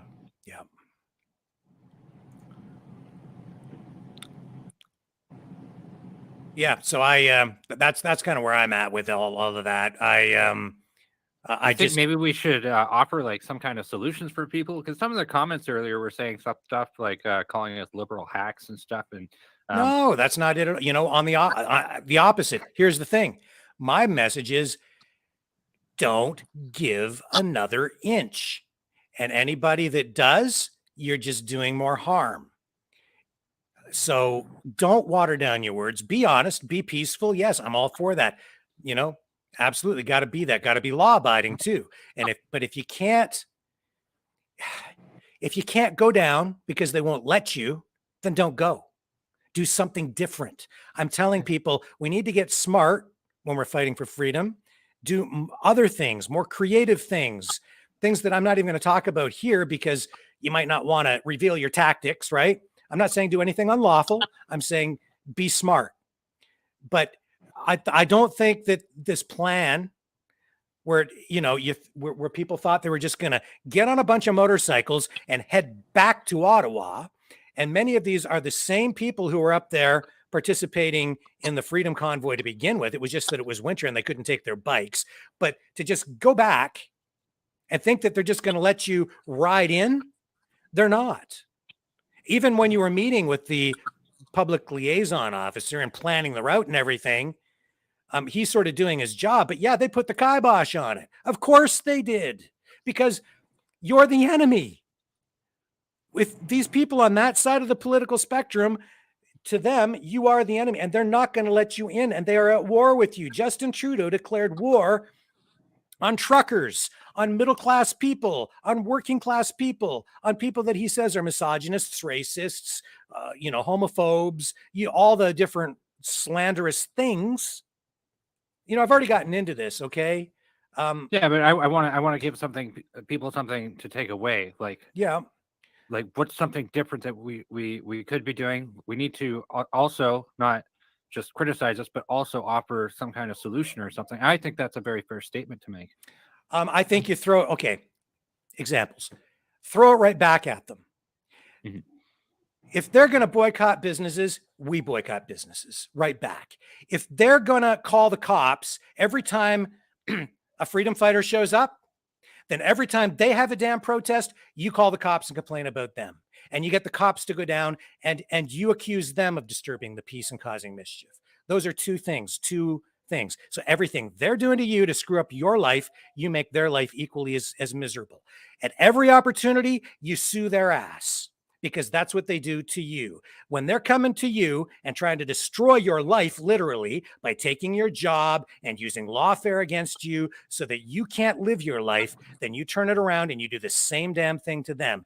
Every single time they get out of line or they do anything, even if it's not out of line, but there's any opportunity to call the cops on them or sue them or make their life miserable in the way that they make your life miserable, you do it right back and do it tenfold. Because you don't give them an inch. The other thing you don't do is you don't play by their rules anymore, because they just keep making up new rules. So there's no sense in running into no man's land and getting yourself shot right in the forehead, because then you're not doing yourself a good service. You're not honoring anything. You're just injuring and wounding yourself. You're weakening the cause. Don't go around also just spouting off about some plan or going off half-cocked and telling people that I'm the guy to follow, unless you've got a real plan and you can see 10 steps ahead, because these guys are playing chess and they've been at it for decades. We always come at this from a position of disadvantage because we are individualists. We believe in individual rights and the sovereignty of the individual and of our bodies and everything else. So we tend to act as individuals. We don't tend to act in a collective manner the way that they do. So when we are up against them, they've been working as a group to screw everybody else over so that they get their way, and they have everything kind of coordinated, and they've captured our institutions on a collective level. But we're all kind of like individuals fighting for individual liberty, individual freedom, our individual rights, and they don't respect it. So we need to get more organized and be careful who we follow, because there are a lot of false prophets out there. Some of them have good intentions, other ones not so much. And we might get into that in future episodes of this program. Some of them are misleading. The road to hell is paved with good intentions. Well, yeah, and there are some people actually who have selfish intentions and are using the freedom movement as a platform to further their own interests as well. I know there are people out there doing it, so you need to be very careful who you follow. Right. And so as an individual, too, I'm being very selective about where I go, what I engage in, who I follow out to protest. What are we involved with? I analyze it and I say, is this really going to be productive, or is this just going to get a bunch of people arrested? is this really going to achieve anything? Or is this just some pie in the sky BS that doesn't really have any weight behind it? I see people offering legal advice to folks that is not correct. And then they go out and they think that they're going to go to a protest. And if they employ XYZ legal strategy under whatever it might be, that's not true. And we saw that with, Kevin J. Johnson and some others. Okay. And I'm sure his intentions were noble as well, but some of his legal advice that he gave to people was not sound because he's not really a lawyer. So people got in trouble. Or when we look at Chris Sky, he's like, follow me. We're going to drive around the airports and disrupt all the traffic. And what ended up happening? Some people got arrested. But did it achieve anything? No, not really. It didn't really. Yeah. Did he predict some things? Yes, absolutely he did. We can get into more Chris Sky stuff another night.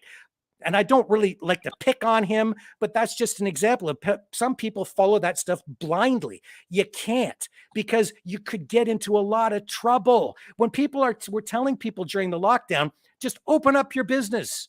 Just do it in defiance. They can't do anything to you. There'll be so many of you, they'll just throw it out. And when it gets to court, not true. Not true at all. They did go in and charge a lot of people, and a lot of people paid a pretty heavy price. Or other people at protests were told the same thing. Don't worry about it. Just take the ticket and it'll just go away when it gets to court. Not true. Not true, because the courts have upheld the notwithstanding clause. They've weighed in and they've sided with the government, and a lot of people are paying fines right now that we're told we're going to get thrown out because it was bad legal advice.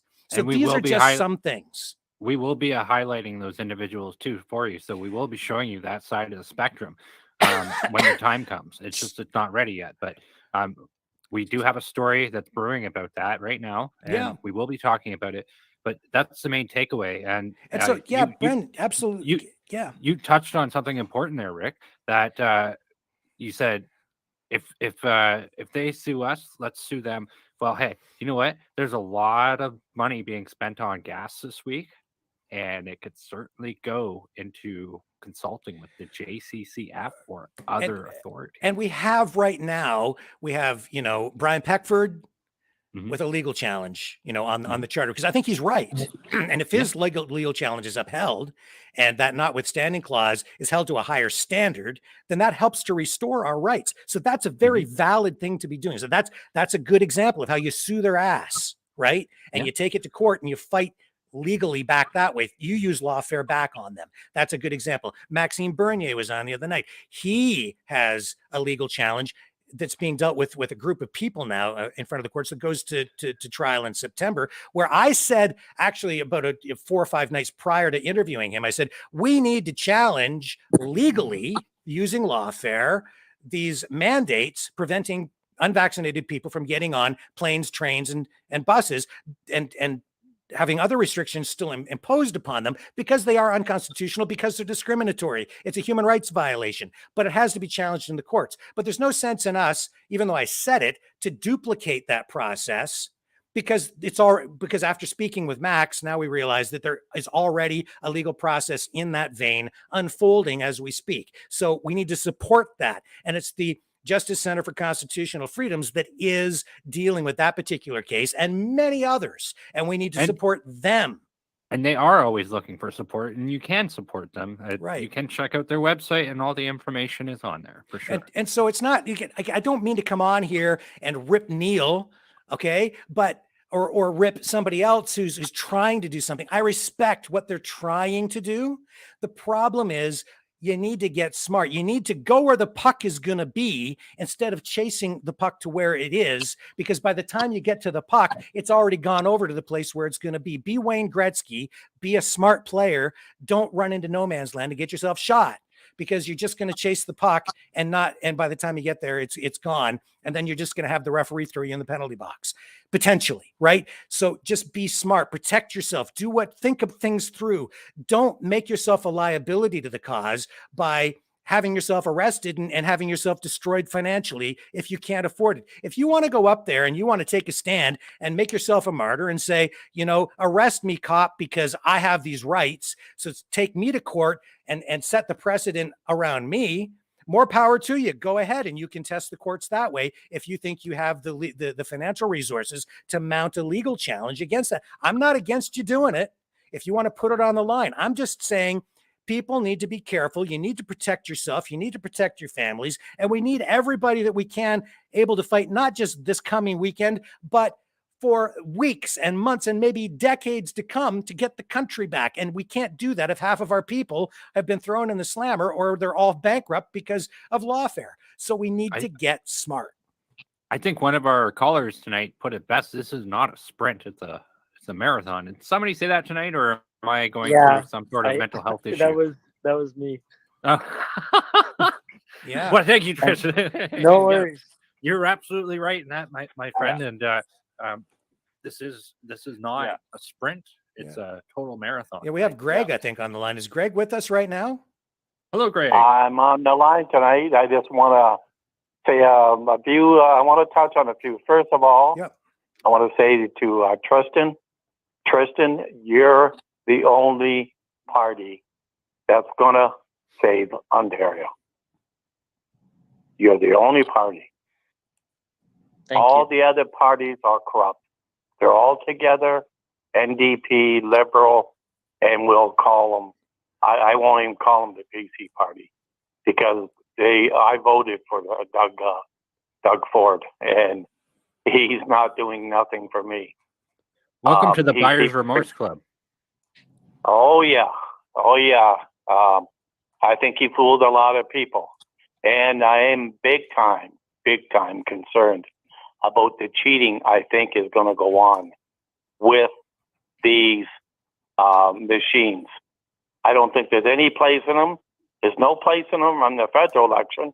Why should we use these machines in the provincial election? I don't even know when that was brought in, but it's a crazy thing. It's too much for cheating with these machines. It's almost like he passed his bill 100, and he just knows that he's going to get back in. I hope not. I hope everybody that is listening to my voice that gets out there and votes. Because if we don't vote, and I'm on a different platform, but I know I can say different things. But anyways, I really do. I really believe that if we do not do this right this time, this is our last chance. We are going to become the first communist province in Canada, in Ontario, where I live. I don't know if that makes any sense to you, or Rick, or I don't know. But I know there's a lot of people are afraid of this, especially with these machines. I think that's what Jim is talking about, and Belinda, about the cheating that could go on in this election. Yeah, it's going to be so easy for them. They did it in the States. We're flipping votes. Stop at 3 o'clock in the morning. Well, with that one, we do have to be careful on that subject matter, as YouTube doesn't like it when we talk about it. I'll take that one back.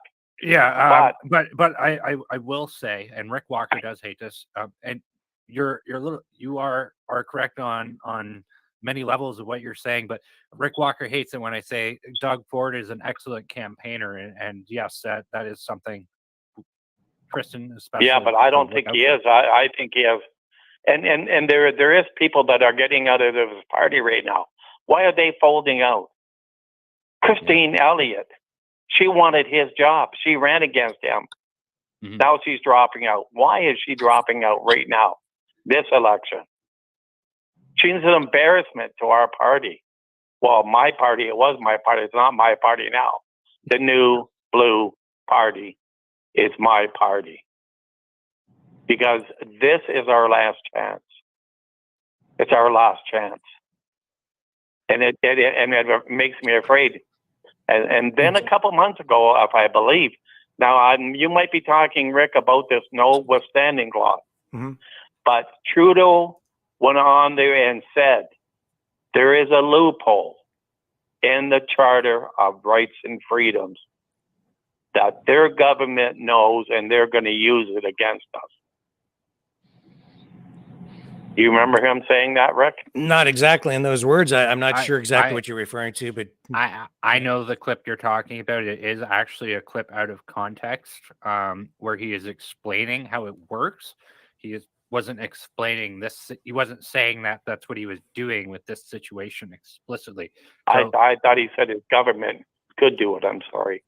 No, Yeah. he wasn't giving a specific example. He was just explaining how it works in all his Trudeau-esque ways. It's just, I am familiar with that clip. It's just, I would rather get it right. Viva Fry does a video about it. Yeah. If you go back quite a ways back. But, yeah, I watch him also. Yeah. Brendan, and he's an amazing man. Very smart. But I love your show. I want to say that I'm all for the new Blue Party because we have no choice. We have no choice but to vote for this party. If not, I don't know. I pray to God that but I don't see any more chances after this one. Well, they already brought. We gotta move on here because we've got calls stacking up. Yeah. But we really appreciate you calling in tonight, Greg. Thank you very much. And please feel free to call back at any time. It's been a pleasure. We're moving on here now to I think that's it's all I want to say. Okay. We're there you go, Tristan. That's a pretty good endorsement. Yeah, we've got I think it's Rajesh. Hello, Rajesh. Hi, Rick. How are you? Thanks for having me. Fine. How are you tonight? I'm good. I'm speaking from London. Yep. Welcome. And in the context of this travel restrictions and these charter rights, I would like to draw specific attention that so far we have seen on your show and all around that many lawyers and many people have filed cases in the superior courts in the different provinces, challenging their charter rights, which have been violated for imposing restrictions on the unvaccinated Canadians. In that context, I also have filed an application with the Canadian Human Rights Commission on April the 23rd. And I took in the total different context. And here I think they will be clueless and everything is there based on evidence. Because if you will just go to the travel.gc.ca website of the Government of Canada, they are giving you options. Okay, find it out. Can I travel to Canada? So anybody across the world, he will just go on the website and he will say yes. And there are many options there. Like, are you vaccinated? And I picked up, I am not vaccinated, not even a single dose. There are many options. Then they say, okay, are you a foreign national? Yes. I picked up yes. And then they say, are you a temporary worker? Yes. And then then they will say, you may be allowed to Canada. Of course, there are some you have to quarantine and all that. That's a different story. And then you go to the second option. Are you a international student? Are you coming on a study permit? Yes. Are you vaccinated? No. Are you a foreign national? Yes. Okay. You are likely to be, or you will be allowed to Canada. And then are you from the Ukrainian citizen? Yes. Yes, you have programs for there. Are you here coming from, you have some relatives, you are under 18. I mean, there are so many programs here where I have given at least 5 to 6 examples in my complaint where a unvaccinated foreign national can board, come to Canada, may be allowed. And I have got all these things with the dates and timings. And then I went to the Minister of Transport website, and there I refer to the orders which came into effect from November 1st, and then January the 15th, 2022. And number was in 2021. So I printed those orders where they have prohibited, except with very few exceptions, that the Canadians cannot board a plane. And I have leave aside within Canada. They cannot leave Canada. Right. So to kind of help focus what's being said here, because some people are asking questions about what this really is about. What you're saying is so this is there that there's a discrimination based on citizenship, right? Which clearly violates the section 15, subsection 1 of the Charter of Rights and Freedoms. I didn't go into the many rights like mobility rights and privacy rights. I took a specific right based on code, human rights violation that's based on citizenship, and it has been endorsed by the Supreme Court of Canada also. That citizenship, the discrimination based on citizenship is covers under the code. So it's very clear. Right. You're allowing a foreign national which is unvaccinated to board a plane, come to Canada. He may come, but at the same time, a Canadian national who is unvaccinated, he cannot board a plane. So this is a very clear, discrimination. If you take it in that way, I think you can better understand what I mean to say. So I filed a complaint. There's a process. So you did file the complaint, and it's in process now? Yeah, it's in the process now. The thing is there that they generally act as a gatekeeper because it's not a tribunal. So Canadian Human Rights Commission, they will just scrutinize the complaint, and after that, once they approve it, if and when approve it, it will go to the tribunal. That's the Canadian Human Rights Tribunal because it's a federal matter. I'm not a lawyer, but everything you said seems to make sense to me, and I think that could be a very effective challenge. Yes, and I am a licensed paralegal from the Law Society of Ontario. I have to tell you, just to explain this to everybody, because a lot of people don't know this, the Canadian Human Rights Tribunal in your province is separate from regular courts of justice. And so it's a whole different issue, and it adds a whole different piece of Lego for the government to step on, essentially. Did you obtain legal counsel for this with a? No, I am a licensed paralegal from the Law Society of Ontario. Do you have other people? So I have filed the case on my behalf. Yeah. On your behalf, okay. Do you have anybody else? Yeah, because my scope of practice is I can practice within all the tribunals within my scope of practice. So I got to say, I'm impressed, and I think that's an excellent example of a way to fight back in a smart way. That's a great example right there. That's how you do it. Yeah, it's a different from the other process. You know why? I thought that the people have gone to the court, and there is always some options there. Like the government can say, okay, we have a section 1 of the Charter of Rights, and it overweighs in the public interest. So there can be always, it can be this way and that way. But here, it's a clear violation of the Charter Right. It's a discrimination based on citizenship. So what you say, because you have published your documents, that one can come if he's unvaccinated and a foreign national, depending upon he may be, he will be, he can be allowed. But there's a clear-cut language that the Canadian citizens. So what's the justification now? So what's the defense here? Because here doesn't come there is any defense that section 1, because we are not talking about the section 1. We're not talking about any other section to protect our rights. We're just talking about section 15 with subsection 1 based on discrimination based on citizenship. That's very clear. Hey, Rajesh, can I ask you this? What is the best possible outcome for this case based off of your experience, and what is the worst possible outcome for this case? Brian, I will tell you. It's a 100% case, a win-win situation.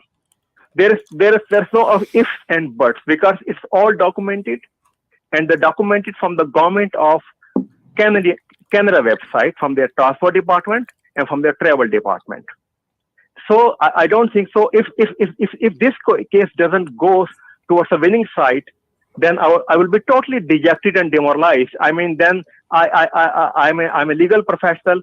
I cannot say more, but I will be very demoralized. That then there's no point of having any sort of code, and there's no point of having any sort of discrimination. And I mean, then the existence might be questionable.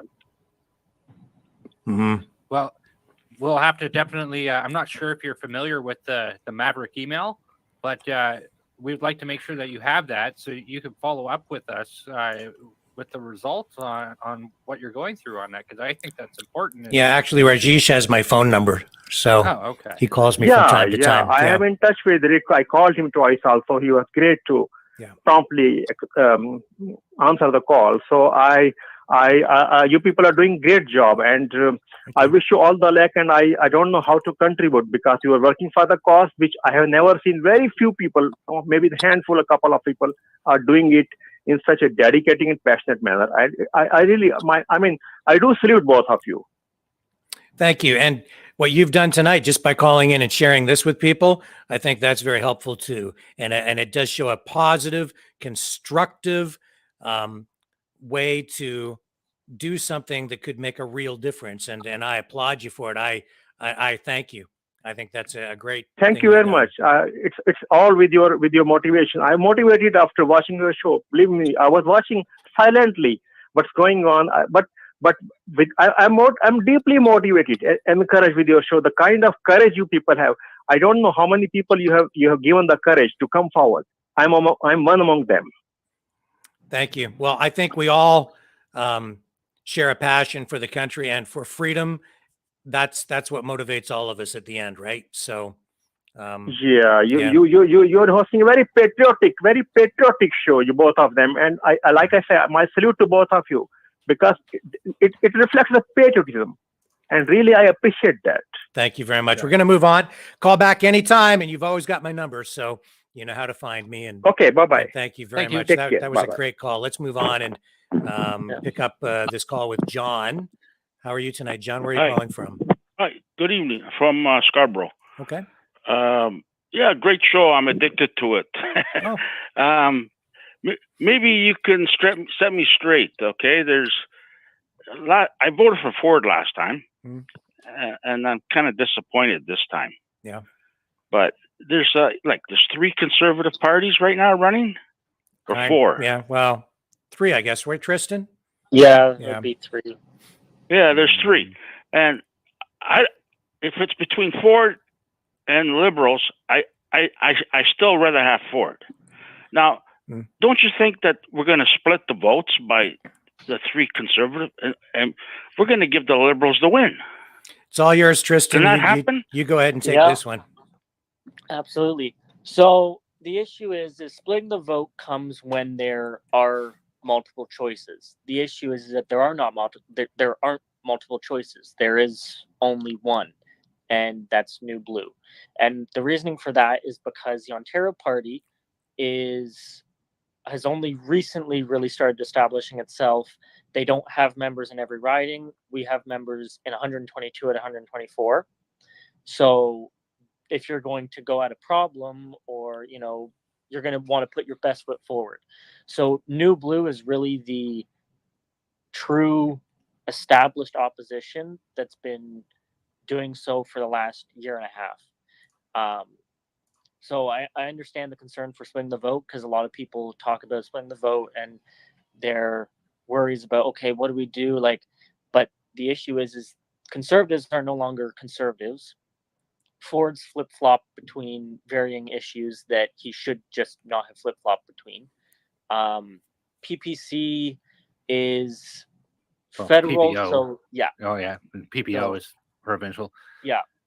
So yeah, it would really be my suggestion again is vote with your heart and your conscience, but at the same time, if you're looking for the best option, it would be New Blue. You're not biased at all, though, are you? No, I like the New Blue. Yeah. Yeah. Can I say something about this whole split the vote stuff? Because I keep hearing it. It gives me a headache. No offense, sir. It's something I hear all the time. But you have to, when you say split the vote, it makes it almost sound like you're voting in for you're going to be voting specifically for Doug Ford. But if you want to be realistic about it, you're voting for somebody from your riding that you're going to take to the office that's going to represent you. And we've talked about it a little bit before, that it's better to have one person in opposition as opposed to a whole party of PCs that are going to continue to do the same thing, violate your rights, strip you of this or that. You need to look at your candidates, and you need to look at the candidate race in your riding. And not only that, take a look at the previous year election and take a look at what happened last time, because it's almost always going to be what happened before, unless there's some sort of major change or shift in it. But when you cast a vote on voting day, you're not just voting for the leader, you're voting for your candidate. Who's going to represent you best? And I'm not at any point, what's it called? I'm not recommending anybody at this point, and I want to talk to all candidates. I do have my bias, believe me, but my main message with this show is go and vote and look at your local candidates and who do you have faith in. Well, this. Can I chime in? Yeah. Go ahead, Rick. I kind of agree with you, John, in a way. I do, and I share your concern. I see it, and that's me being truthful. On the one hand, on the one hand, yeah, I think that a single voice, even one new blue candidate elected, say, could make it a big difference, just because it gives a true voice of opposition in the legislature. But at the same time, I'm petrified that because people are so disillusioned with Doug Ford, and if the vote gets split up too much, it waters things down, and you have an NDP. That's what I'm getting at. We have an NDP opposition in there right now that has, in the last election, managed to get, I think it's 40 seats, 40. We did have an NDP government one other time in history under Bob Rae. I was there when it happened. I remember it very well. It scared me then. It scares me even more now.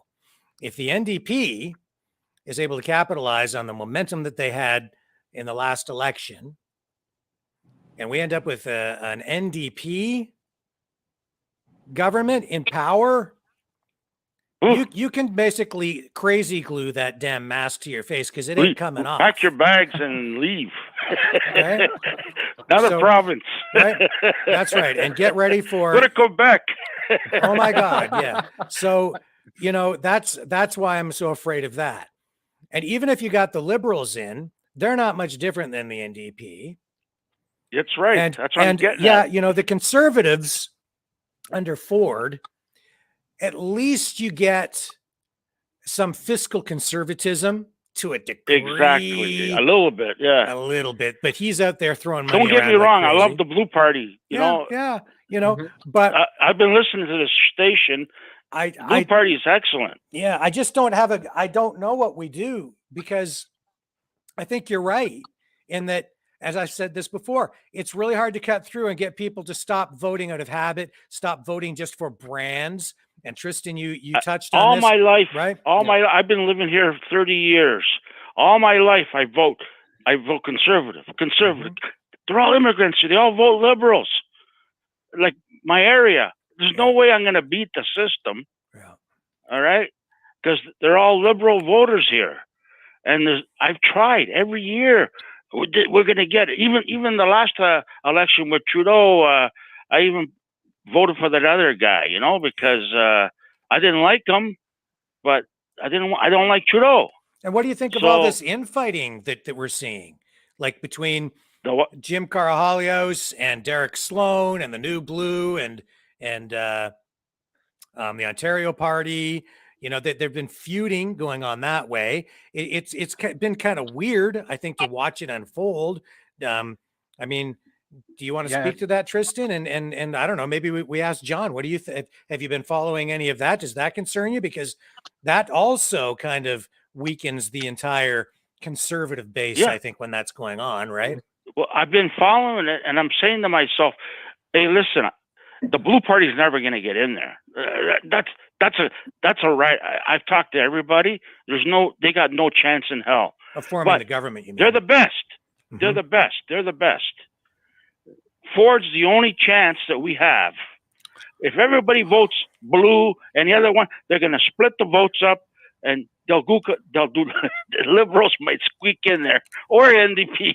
And the Liberals could come back. Yeah, they could. Right. I just don't know. What are your thoughts on the current Tell us about the feud, voting. Tristan. Everybody loves a good fight. Oh my goodness. We'll tell you. We'll call it the scrap. So we'll call it the great New Blue Ontario Party scrap of 2022. I wish it was funny. It's not. It's actually not funny, but all we can do is It's laugh. not funny, but I said it in a funny way, though. No, all I can say is, like, to me, is my focus isn't on, like, personally, my focus isn't on that. You know, that will come up in politics. It's contentious in every way, shape, and form. Everyone wants to have certain perspectives and views, and the issue is right now, because we understand that it is so important. Some of this has been pretty darn nasty. Well, the issue is you're going to have blood boiling for everything, because we've really been locked down and oppressed by the current government for the last 2 years. And everyone wants answers. Everyone wants this one-shot basic solution to get whatever it is done that needs to get done so that we can go back to normal. And again, I'll go back to my previous point, is it's not a sprint, it's a marathon. We don't need 122 candidates of New Blue into, Parliament. What we need is a handful. So but you say you get an eighth of the votes. That's going to take away from the Conservative, from Ford, and then what happens is the Liberals might get more. All the immigrants are voting Liberals. I'm telling you right now. Downtown, they're all voting NDP. As far as me, as far as I'm concerned, up north they're all Ford country. Up north. Oh, up north it's all NDP country. I've seen the map. It's all it's. Oh, is it now? Yeah. Oh, yeah. It's oranger than an orange. Like, I don't know any. Oh no, that's way up. That's way up north. I'm talking about Stouffville, north of that. Okay. Barrie. All right, but Oh yeah, way up north is all NDP. Yes, that's way up north. Yeah, but if you ask me, a vote for Doug Ford might as well be for Andrea Horwath or whatever, because Doug Ford, he'll lie to us and say, well, "Oh yeah, we're not going to have a V pass," and then we get a V pass. So I'm just hoping his daughter has him under control. His daughter's not vaccinated. She's right against it. I seen her at the rallies protesting against vaccines and everything. Well, like Jason Kenney that's Ford's daughter. Like Jason Kenney out in Alberta, Doug Ford in Ontario is all over the map when it comes to any issue. He flips, he flops. You never know what you're going to get. He's not really a conservative. He's in for the money, man. Yep. So selling stickers. And he has in reality, no regard for our rights at all. I'm disgusted with him, but I don't know. I'm in a little bit of despair. I hold out hope for the New Blue and any alternative. Yeah. But I'm not optimistic. I'm less optimistic than Tristan. So, even if the Blue wins this area, the Liberals will roll right over him. Whatever he did, there's no way they're going to pass anything. John, I hate to cut you off, but we've got to move on. We've got another caller. Yeah, it's getting late. Robert, like myself. Past my bedtime too. We got one more call here with Robert, who's been waiting quite a while. Oh, okay. Yeah. Nice talking to you guys. Good luck and everything. Thank you, Robert. How are you tonight? I'm sorry to keep you waiting on the line so long, but I've got to make sure we get you on. Not a problem. Go ahead and tell us what's on your mind and where are you calling from? Yeah, thanks. I appreciate that. I'm calling from Quebec, and I just want to. Thank you, merci. I just want to reflect on the vote that took place in France, and what I find scary about that is that I think that's the best they're ever going to be able to achieve is perhaps a close one between Le Pen and Macron. And the reason why I say that is because they've had an open border policy for a long time, and now it's starting to show. In other words, what you get in the end is you're going to get a lot of newcomers bunched in with those that have been brought into a system where they're pro-socialist. So you add the two together and you wipe out the other ones. So they become outnumbered. And what my concern is that the same thing is starting to happen here, which is why the best we're able to achieve here is a Trudeau minority. And while things are taking place, of course, we got the open border Roxham Road crossing. I was there. I went down there on my motorcycle and I saw it. Yeah. And they're coming in hordes. And this summer, you're going to get in a lot more. And that changes the demographics. And that'll put us in the same position down the road, that you're going to get a base that, of course, don't want to see these changes taking place that are taking place. But then you get the other group, which is, gradually outnumbering us. So it's concerning. It's concerning. And if you look at overall what's going on everywhere else, including the U.S., where you got their huge, massive open border, it's all the same trend that is taking place in the Western Hemisphere. Yeah. Yeah. Well, I think it goes deeper than that. I think that we're actually already there. I don't know. Right. When you talk about the change in the demographics, this country has changed. And yes. And the politicians are opportunists. They're using that change in demographics, not just to generate votes, but to make sure that those votes remain with them by using fear and division to, we talked about this earlier in the broadcast, to demonize one group against another, so that one group feels like they have to be protected, and people on the other group feel like they have to vote for the other guys and support them in everything they say and do, so that they're not lumped in with the group that's being demonized, even though they don't realize it doesn't matter what they do. They're really still being lumped in, and they're still being viewed as the enemy, or at least portrayed that way. It's really dangerous politics. It's dividing the country. It's unhealthy. I really find it distasteful and disgusting. I don't like it at all. Well, you also have our youth. Go ahead. About what happened in France. I've tried to look into that subject matter, and I'm by no means an idiot, because I'm quite knowledgeable about United States and Canadian politics. But looking into that politics, it was like reading a foreign language. I was like, I don't even know. Did anybody else have that? Like, it was just no. But yeah, they have a different. They got a bit of a different system there. They have what you call the first election, whereas you vote from the heart. And that's the first round, and then the second round is you vote from your head, which I find actually pretty interesting. But in both cases they came out really close, but just not close enough to have that tipping point. Whereas you might have got a conservative back in there, and also as well, this is the first time that they've ever had the same running person winning the second time around. Incumbent is what I'm looking for. That never happened before. And that's another, to me, example of what happens with this open border, EU open border policy, where you're changing things so much that now things that were never possible before are now taking place in the present. Yeah. So where was that place that you said you took your motorcycle to? Is that the Roxham Alberta or the Quebec land crossing? Roxham Road. Yeah, that's Roxham Road. That's Roxham Road. That's in the Eastern Townships. That's in the Eastern Townships in a little town called LaColle, which if you cross that pathway, which now it's huge because due to footprints, you can probably drive a truck through there. You're going from the Eastern Township in southern Quebec to New York, state of New York.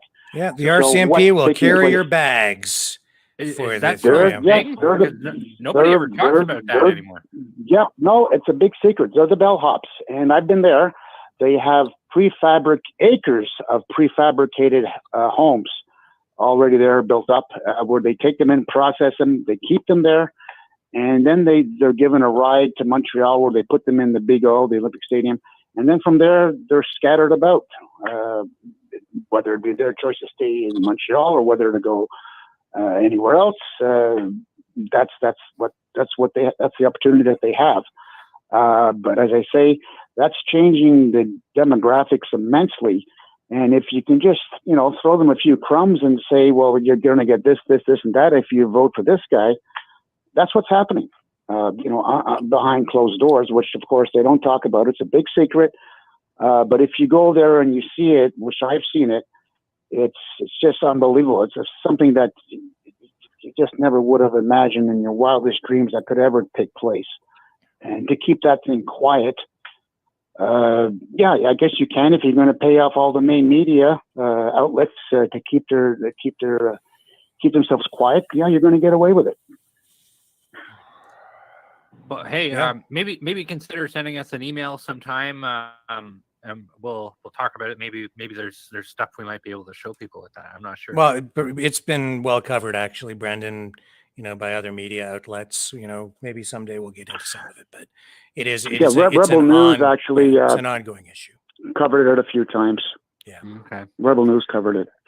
But don't want to take up too much more of your time, guys. I know you're very busy, so I really appreciate you having me on, and I'm glad I was able to get this across. Well, thank you for so joining us. It was a great call, and call back anytime. Love to have you back on the program. Thanks a lot. And All that right. was Robert Well, that's enough from of that. Quebec. Robert, yeah. Yeah, Yes, thank you sir. very Thank you. much. Have a great night.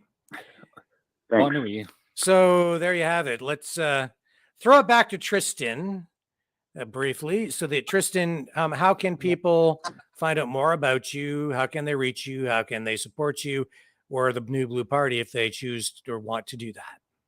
Yep, absolutely. So I have Facebook, everything like that. You can follow through there. I have Instagram I think it's at Whippy New Blue. So you can definitely go there. That's probably where I've been most busy with events and things like that, posting on the website as well at New Blue Ontario. You can go there. They'll have contact for email as well if you want to get in touch, either to talk about certain subjects or whatever. And yeah, otherwise, if you're in Whitby or Durham region, certainly I try to go to events and rallies and things like that where I can help support either small businesses or other like-minded individuals. So outstanding. Well, we're grateful that you were able to join us on the program tonight. I hope that our viewers found it productive and helpful and informative. And let's see here. Most of the comments that I saw coming in were extremely positive. People really seem to like you. I think it could be because you want to put me away in a home. No, before not my at all. time. I'm sure not. That's why you got my vote, Tristan. Brendan just wants to take over the show. That's what's going on. No, you're taking over the show. I'm still the co-host. Oh, okay. I'm not giving that up. Okay. So there you have it, folks. Tristan Lackner, New Blue Party of Ontario candidate in the riding of Whitby, correct? Yeah. Yep. Whitby. So if you want to find out more about him, go to his website, Facebook page, etc. And you can find out more about him and the New Blue Party of Ontario. We'll have other candidates on, probably some candidates from competing parties, no offense as well. Nope, that's all good. That's the the freedom of speech that we need, right? Right. We want to be fair.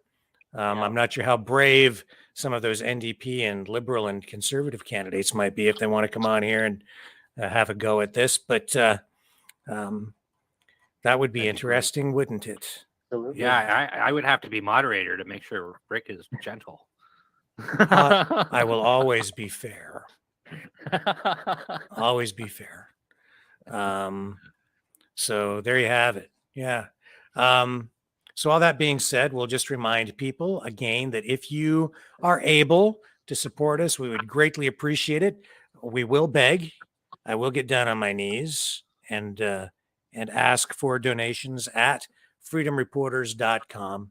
That's how you can support our independent journalism here. That's how we keep the lights on, pay the bills. There are expenses associated with doing everything we're doing here.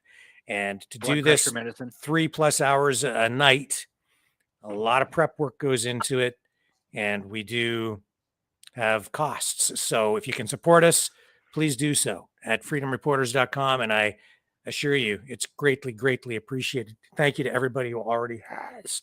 And over to Brendan to tell you the other way that you can support our broadcasts here. Please make sure that you smash the like button or the Rumble button if you are watching from there. If you haven't already subscribed, we're always looking for more Mavericks. So please join the Maverick family and hit the subscribe button. Please also make sure you share this with your friends and like-minded individuals. Last but not least, if you haven't already, please hit the bell to make sure that you receive every one of our broadcasts. So with that being said, I am your co-host of the Maverick News Channel, Brendan Kennedy, and I look forward to joining you tomorrow on the Tristan Lackyer Show, where I will be co-hosting as Brendan Kennedy again. Have a good night. I love you all. I'm going to stage a protest, a peaceful protest outside my own studio, and demand that I be reinstated as a contributor to the Freedom Reporters on the Maverick News Channel, because I am not ready to be put out to pasture yet at the age of 56. That being said, if you are heading to Ottawa this coming weekend and you're making plans, please be careful. I'm not telling anybody don't go. I'm just saying to everybody, please be smart. Please be peaceful. Please be safe. Think things through. Make sure you do what is in your best interests and the best interests of your family as you make important personal decisions to go and fight and support the fight for freedom and individual liberty. So please consider all of that, and let's be positive and constructive moving forward. And over to Tristan to say goodnight.